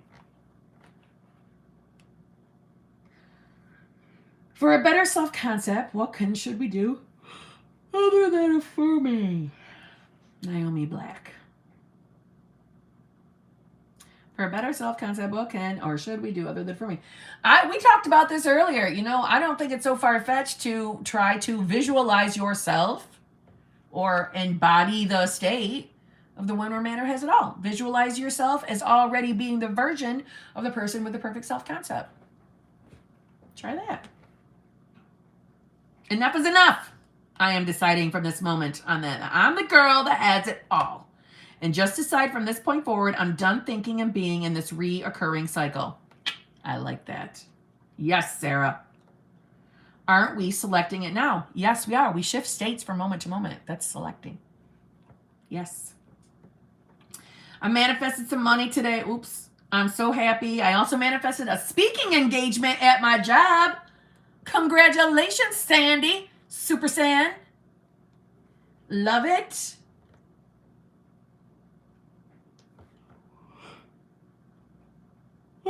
I enjoy giving old stories a mental funeral. I like that. Amy, I thought I was crazy. I would love to hear more about this story, Amy. I would like more details. I'm very interested. Give us some more details. What are your thoughts of checking the 3D with a celebrity SP? I always see videos, Insta posts, and just try to know that he is coming. I try to use them to motivate myself. Checking the 3D is checking the 3D, though. You know what I'm saying? Just because sometimes we see the good stuff, it's what are you going to do if you see something that's upsetting? That's why we don't check that motherfucking 3D. I don't like the whole checking the social shit. I don't. Unless you're checking social shit to see me. Then I'm okay with it. But other than that, no. Because if there's even 1% of a fucking chance that you're going to fall apart if you see something you don't like, why risk it? Why risk the next spiral? See what I'm saying? No.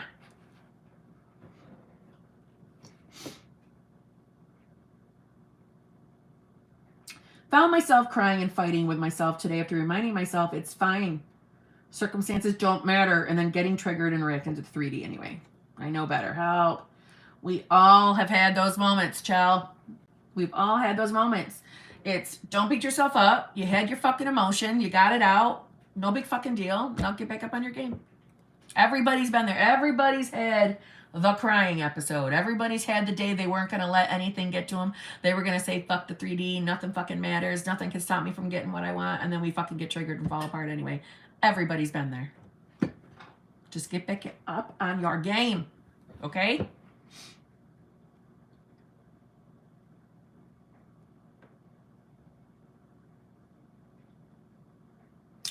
I did the reality shifting method to remove a 3P 2 years ago. Ooh, I want some details on that too. Share the details.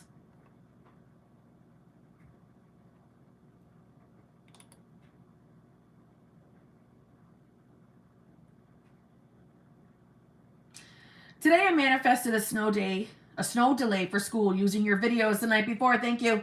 Love it, T. Love it.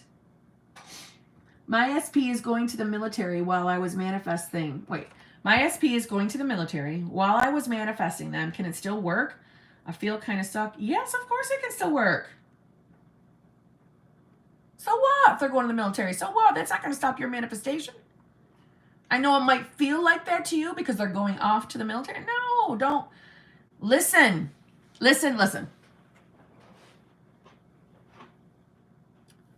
When we're manifesting and we're focusing on end result, right? When shit shows up in the 3D that does not feel like it lines up with our manifestation, we do not ever have to think to ourselves, what the fuck is this? Why is this happening? Or does this mean I can't have my manifestation now? No, this is the time. They are the moments where you should be thinking, okay, this is when I'm supposed to realize this is probably just a part of my bridge of incidents. It's nothing more than a part of my bridge of incidents. It's another fucking board on my bridge of incidents. It doesn't mean anything. He's joining the military. Okay, so fucking what? So fucking what? It's just another board down. So what? We don't know where that leads you. Meaning, him going into the military doesn't have to mean your manifestations aren't coming, right? Manifestations show up in a natural, logical bridge of incidents. Natural, logical, believable bridge of incidents. So that's just part of your bridge. But you don't know where that's leading you. He might join that military now and like it and get his ass right back out. You just don't know. So don't start hyper focusing and falling apart thinking it's ruined everything. No, fuck that. It's part of your bridge. So stay fucking focused.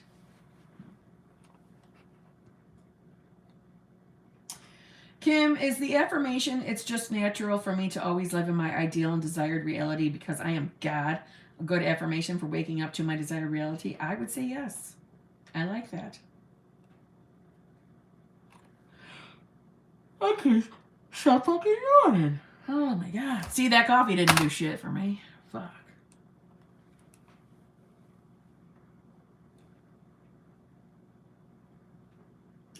If I were to revise, we never argued and he never found something, we would still be together.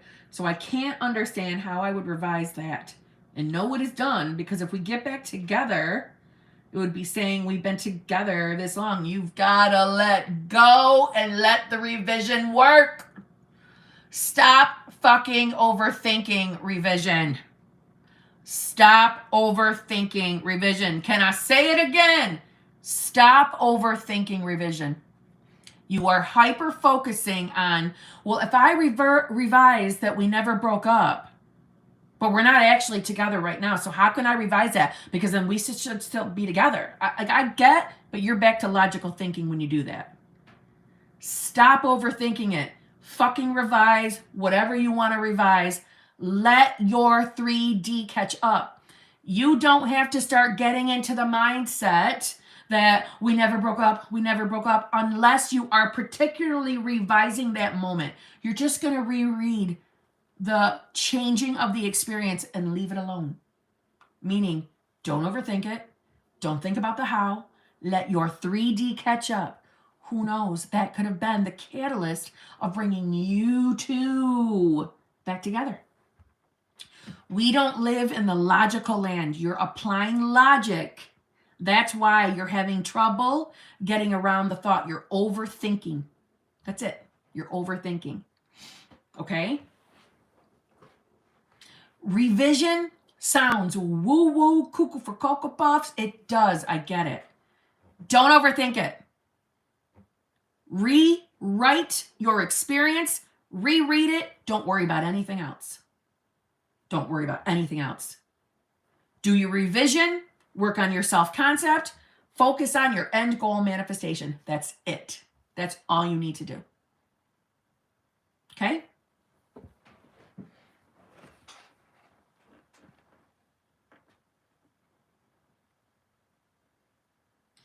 I've been affirming that I'm God, and my mom just said that someone looks at me as if I'm God because I help them with something. Can this be considered a bird before land? Of course it can. Absolutely.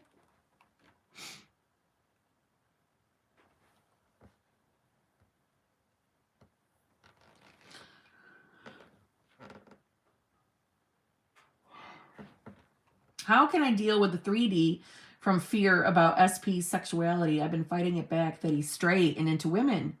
The fear came from someone who posted his SP became a lesbian. Any tips to combat it? Wait a minute. Okay. When it comes to wanting to manifest someone that doesn't, what's the right terminology? Like isn't into the same sex that you are? Am I saying that right? Why do I feel like I'm missing a phrase? Long story short, if you're trying to manifest someone who prefers the opposite of you, you're not manifesting them to be like straight. That's not what you're manifesting. Love is love. We're never trying to change someone from gay to straight. You don't need to do that. Have you never heard of a gay woman or man, or a straight woman or man? It makes more sense saying that. That's right. Have you never heard of a straight woman or man being sexually attracted to a gay woman or man? Have you never heard of that? It happens all the time. Why does that happen? Because love is love. Attraction is attraction. Sexual attraction is sexual attraction. Romantic attraction is romantic attraction. Love is love. Love transcends everything. So I would never worry about trying to make someone gay or make someone straight. It's love is love. So just concentrate on manifesting them as an SP. That's it. You don't have to change their sexuality. Love is love. Love transcends all. Everything. Literally everything. Love is love.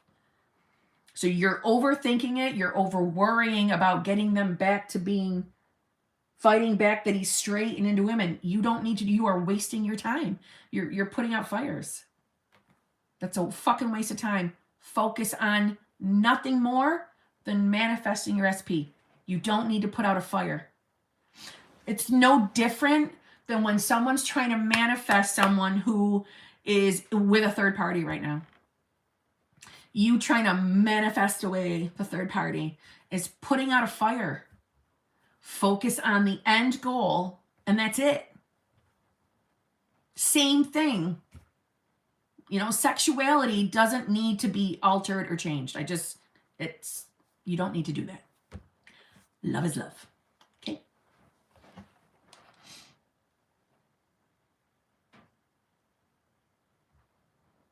Whoa. Hold on.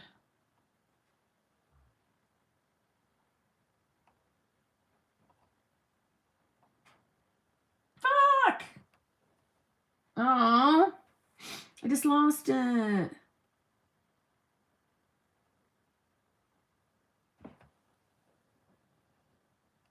Damn it. Oh, there we are. I just checked my news feed and saw the reigning Jeopardy champion was unseated tonight. Her name would be my name, married to SP. You know everybody's fucking Googling that right now, right, Amy?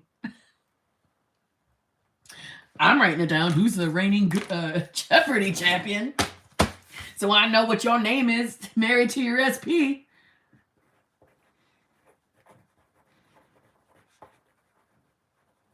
You think I'm kidding? I'm looking this shit up, okay?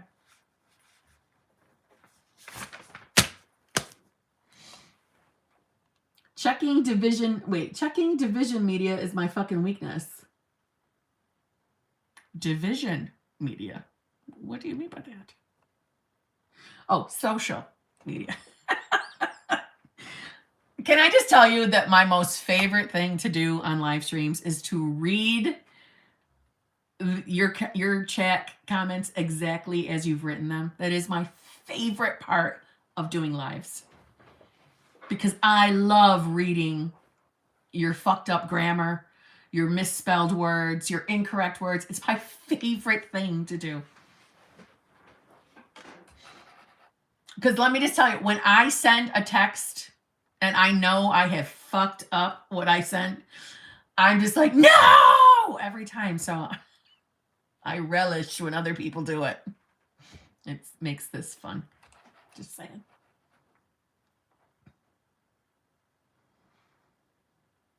So what should we do when we think I'm a post this so SP get jealous or misses me?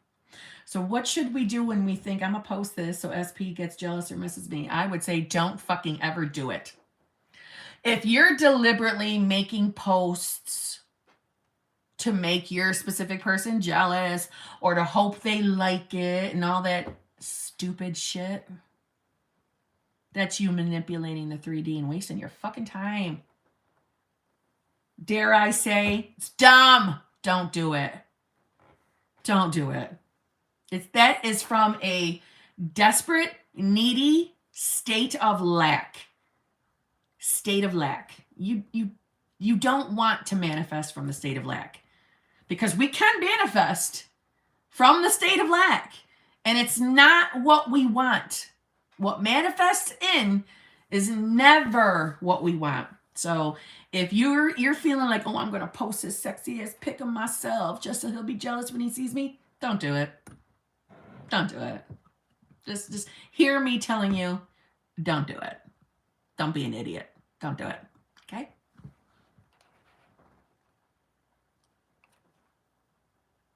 Like, I truly believe this live stream helped me shift, and it's like a slap in the face to wake the fuck up. Love it, Sarah. Love it, love it. I've been seeing birds before land since last week. Love it. I also feel like that hypes up self-concept, but at the same time, not living in. It does not hype up your self-concept. You're honestly, you're taking a shit on your self-concept. You're hyping up your ego, and it's going to be very fleeting. It's going to be a fleeting feeling. So when you post your sexy pic, your hot pic, and they drool all over it and you feel like they're jealous, that's going to last a hot minute. And then you're going to be right back in the toilet, and you're going to be right back desiring to post another dumb fucking picture of yourself to do the same thing. It's a fucking cycle of you manipulating the 3D and never getting what you want. Do you see why I think it's stupid to do it? See what I mean? It's stupid. Don't do it. Don't take action from that desperate place. Don't do it. It's not going to bring you what you want. I'm just keeping it real with you. I'm here to help you get what you want. Okay? Don't do it. Don't do it. It does so the opposite of hyping up your self-concept. It is hyping up your ego. We don't want the ego to rule over our life anymore. That's what we've been doing. And that's why we're here watching manifestation videos, trying to get the shit we want to manifest, trying to experience the life of our dreams, because we've let our ego fuck things up for us so much that now we're cleaning it up with our higher self. Yes? So it's not hyping up dick other than your ego. Okay?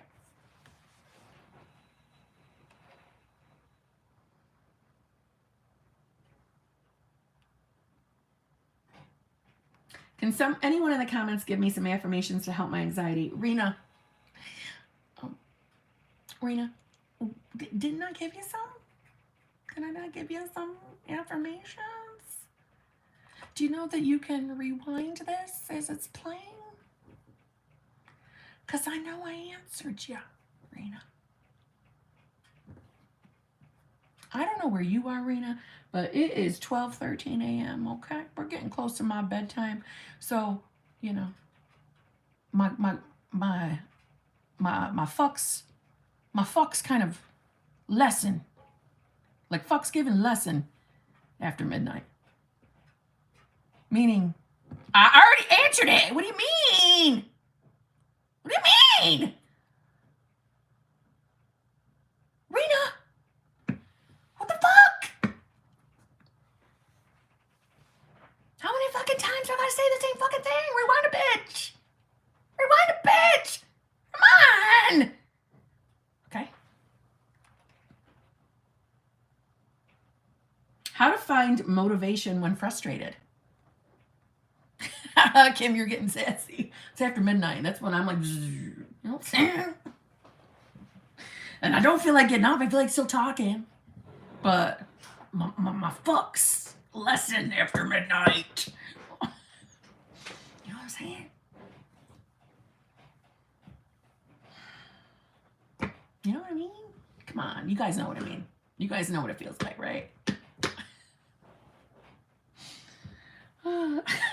This has been one of the best, other than our IBS affirmation live stream, this is probably our second best one, don't you think?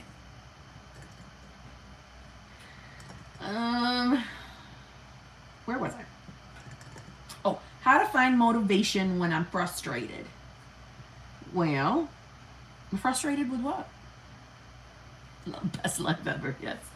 LC, what are you frustrated with in particular? What are you frustrated with? What? Motivation? How about I want my shit? Is that not motivation? I want my manifestation. Can that be your motivation? If you're frustrated because the 3D ain't doing what you want, isn't that motivation? Holy fuck, I'm not getting what I want yet. I don't fucking like that. I want my shit. So let's start fucking working on our shit. Is that motivation? I was frustrated with myself. Okay. What part are you frustrated with? Like, if you're wasting your time beating yourself up for taking action and doing dumb shit in your 3D, get over it. It's okay. We all do fuckery at some point. We're not going to do it anymore. And pick yourself up and just get back to work. We ain't got to beat ourselves up forever. You know what I mean? We don't got to do that. Okay, we created something stupid. We were dumb. Let's move on. So fucking what? Starting my morning with you is the best. Love it. Don't fucking beat yourself up. Fuck it. And I know I can manifest, but I keep overcomplicating manifestation. Why? You're too hard on yourself. You're too fucking hard on yourself. We do not have to be perfect to manifest. We do not.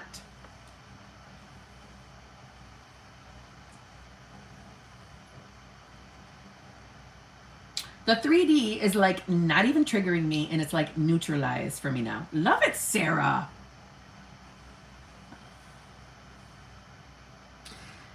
That was me the past 2 days. Nothing is going to trigger me than breaking down for 2 days.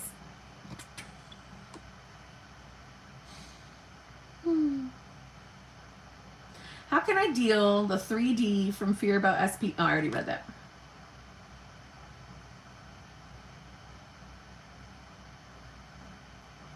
I'm in constant contact with my SP every day and always affirming that my SP and I are back together in relationship. Sometimes thinking about taking a break from social media and my phone. Yeah. Yeah, do that. Yes, take a break from social media. Yeah. 100%. Yes. I started revising a breakup and I keep remembering all the incidents that came afterwards. The fights, ghosting, etc. Could this be me purging?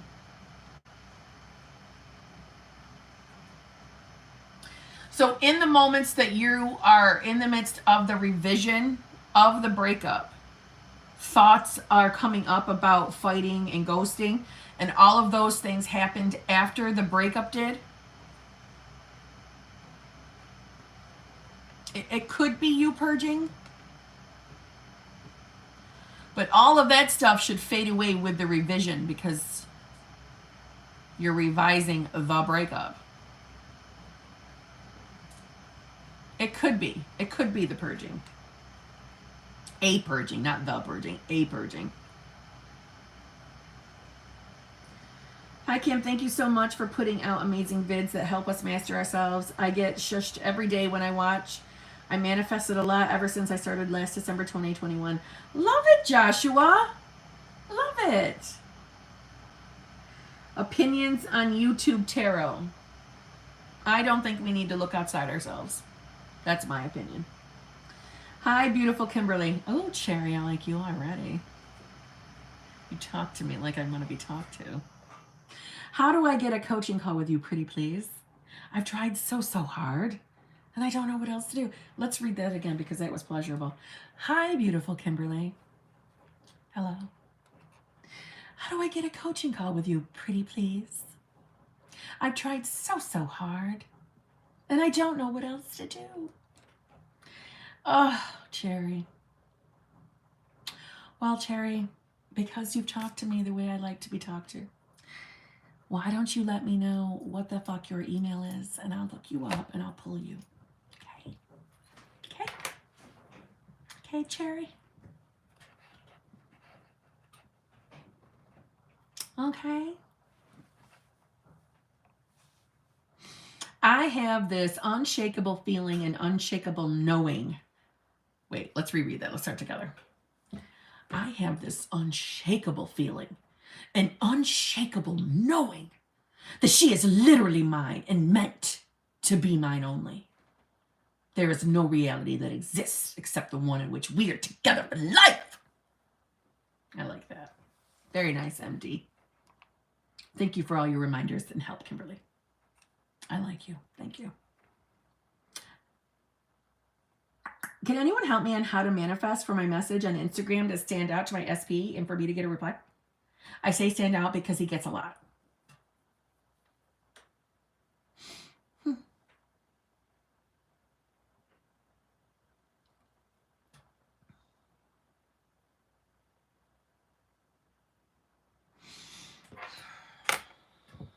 let me just say this. Soul Peppermint or Saul Peppermint. Can anyone help me on how to manifest for my message on Instagram to stand out to my SP and for me to get a reply? I say stand out because he gets a lot.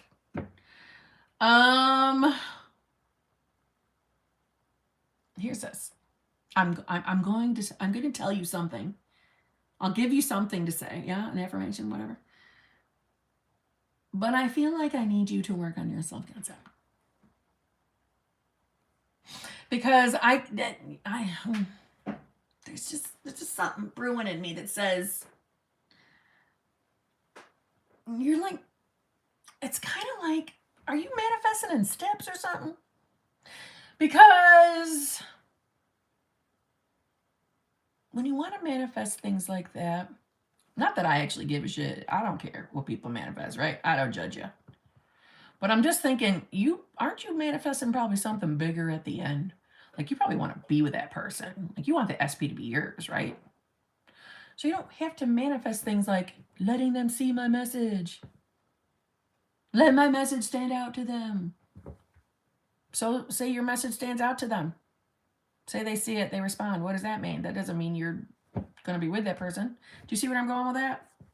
That's like putting out the fires. Unless you're manifesting in steps, which you may be. But there's a part of me that says you're not. I would like you to work on your self-concept. Number one. Number two, I mean, if you really do want to just fucking manifest them to notice your fucking thing, just say, all of my messages stand out to my specific person. They always notice my username. I'm always catching their eye. They can't wait to reply to me. You could affirm things like that. But is that your end goal? Like, hi, all I'm manifesting is that they'll read my message and respond. No. You probably want to meet them, be with them, live with them, and love them forever, right? So manifest that. Focus on that. And all this other shit will just flow out anyway.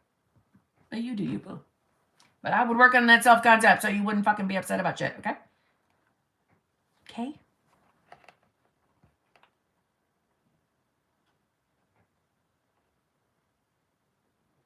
I feel like a lot of us are in our own way, like overthinking on revision and such. Heidi, I agree with you. I agree with you. 100%. Oh, good night. I missed Angela. I didn't get to say goodbye to Angela. Good night, Angela. So basically, just be illogical all the time. Yes. Yes, Adelie. Fuck yes. Kind of getting bored from my affirmations. Any advice? Switch them up. If you're bored, listen, if you do not have to say the same fucking affirmations every night. You don't have to do that. Okay? You do not have to say the very same affirmations every fucking day. No, you do not. I have never done that, honestly. When it comes to my specific person, you might have a couple of favorites, but other than that, my ass would say whatever the fuck came out of my mind, I didn't give a fuck. I would let anything flow out. I didn't care. Right? Because I'm limitless. I don't need the limited teachings of other people. We're limitless. You can do whatever the fuck you want. You're getting bored of your affirmations? Switch them up. As long as they are meaning the same thing, meaning the end, do it. Switch the bitches up. Okay?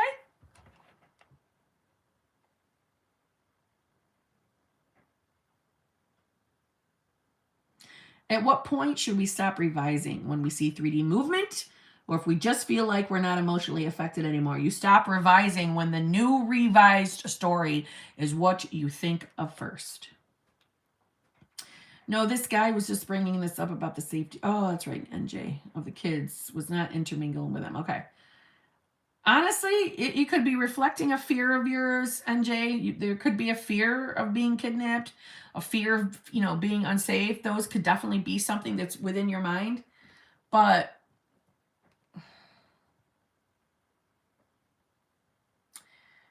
I think we came here to have a human experience.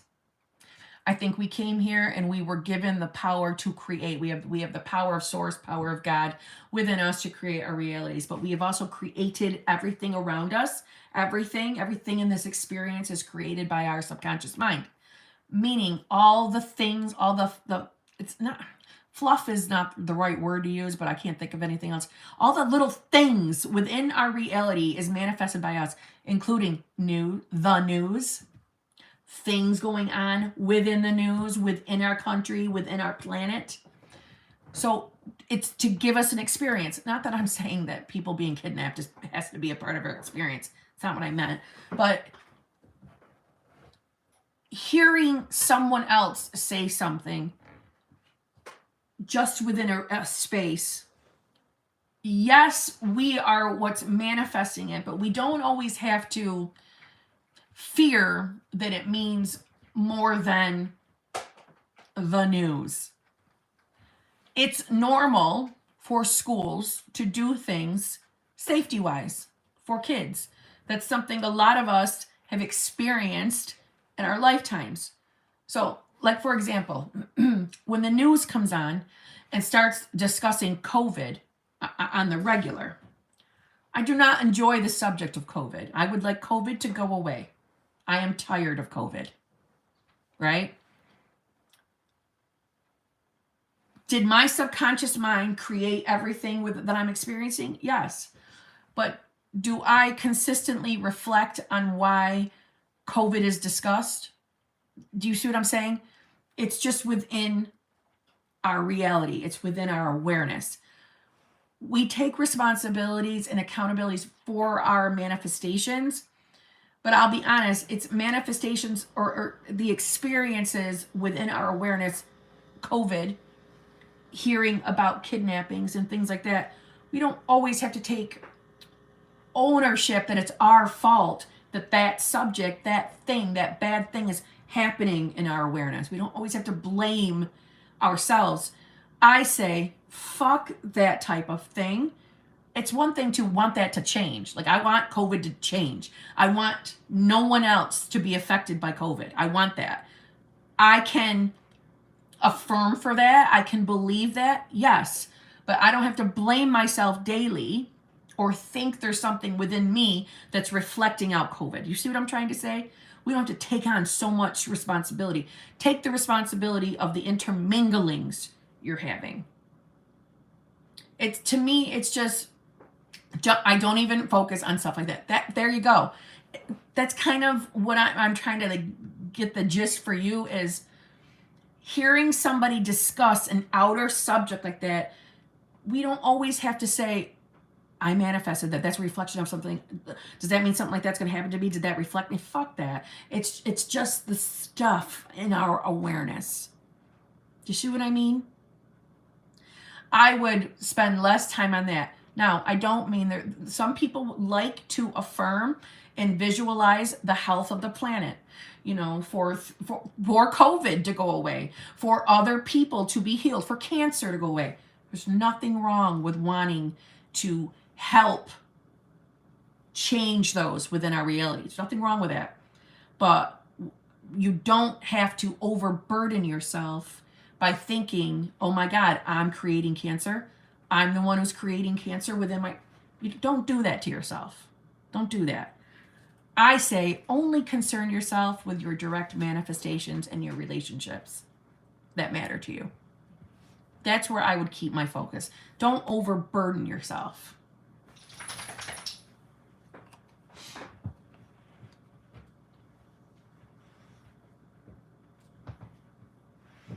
I was going to ask about overthinking revision in regards to a contract my business had a few years ago. You answered it for me, Kim. Love it. How do you deal with the 3D when the complete opposite happens? I know it's the old story playing out, but it's hard not to spiral. Listen, it's normal to have a reaction. It is. Listen, we're humans. We're still going to have human emotions. It's still going to happen. It's just what we do with it, how we handle it. Get your emotion out. Get the tears out. Get the anger out. Do what you got to do. But you got to remind yourself it's if you're telling yourself it's the old story, tell yourself that it's the manifestation of your old previous shitty thinking and nothing more than that. And it's going to pass away. It does not stop you from getting your manifestation. Talk yourself off the ledge. That's all.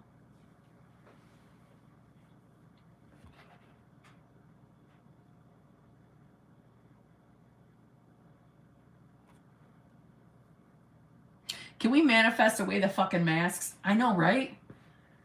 Because let's just be honest, the fucking paper ass masks that most of the people are wearing aren't fucking protecting us anyway.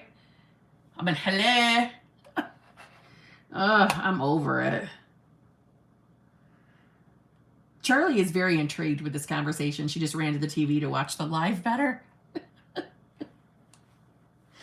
It's annoying. It is annoying. I love you all. Thank you, Kim, for everything. Love you, girl. Good night, all. Love you too, Gigi. Have a good night. Let's manifest away COVID, period. I agree. No, they do more harm than good. I also agree. Come to Sweden. We don't wear masks here. You guys don't have to wear the masks? I'm fucking coming to Sweden. Plus, Sweden, listen, you guys made the best cars ever, all right? And you guys need to start making them again or figure it out, all right? Saabs, all right? Do what you got to do. Talk to somebody. I'd like to manifest Saabs being made again, please. They're my favorite car of all time, okay? And I will buy them until I can no longer find them, just so you know. Just saying. Wow, that's amazing.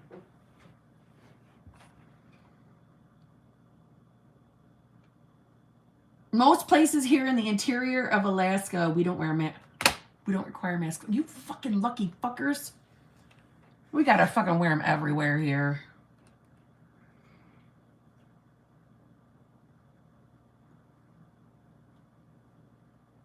COVID is a dirty third party.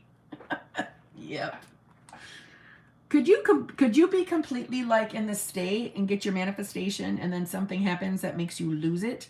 Lose what? Lose the state or lose the manifestation? If you're in the state, you're not losing anything. You're in the state. You're embodying the state. So no. You could fall out of the state. You don't fear losing manifestations. That's really not how this works. Don't do that to yourself. We don't ever lose anything. There might be something that blips into our 3D, but we don't have to lose our manifestation. Don't equate a breakup as losing manifestation. Equate a breakup as part of a bridge of incidents to the final destination. Right? And breakups don't happen without someone marinating dominantly in shit fuckery. We don't deliberately, listen, I know some people have an inner belief that if things are going good, then something bad's got to happen, right? Things can't always be good. Bad's got to show up sometimes. That's a shitty inner belief. So I know that there's the fear of losing things, but never fear losing manifestation. If something separates you from your manifestation, somebody was marinating in shit fuckery. That's why we're going to give it the meaning of it's just another board in my bridge of incidents. I ain't got nothing to worry about. Of course I'm going to get my manifestation. See what I'm saying?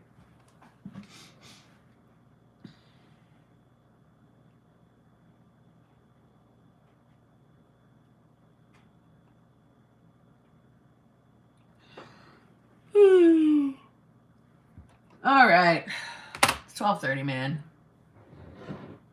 I'm done. I'm toast. I'm yawning every 10 fucking seconds, okay? I'm tired.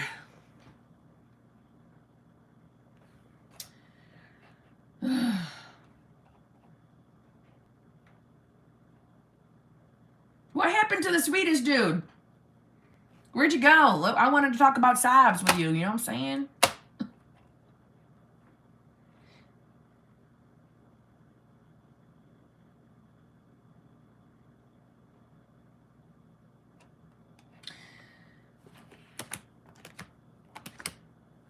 Kim, can you post more success stories? Yes. I have a collection of them. I just haven't posted it. I promised Jamie a video. You're here? Let's talk about you guys working something out where you're going to make more subs. You know what I'm saying? Hook a girl up. I'm going to manifest you figuring out how more subs are going to be created for me. Okay? That's what I'm manifesting. My new Swedish friend. Okay? All right, everyone. I'm so tired. I'll see you all very soon. Okay? Get your thoughts right. Get your mind right. Get your shit. Okay? This is probably one of the longest fucking lives you've ever had. What do you think? We need to do a group meet in person. I would love to. 10 out of 10 live. Love it, Heidi. Okay. Oh, I thought everything just froze. I'm like, what was that? Okay. All right. I love you all. It's almost 3 a.m. where you are. Damn. I hate saying goodbye because then I never want to say goodbye. I hate goodbyes. Name what movie that was from. Anyone? Anyone? Before I hit end? I hate goodbyes. Goodbye, my love. Name the movie. You're on the countdown. Name the movie. I'll say something else. Let me think. Let me think something else. Another hint. Let's put another shrimp on the barbie. It's 3 hints for one movie. What is it?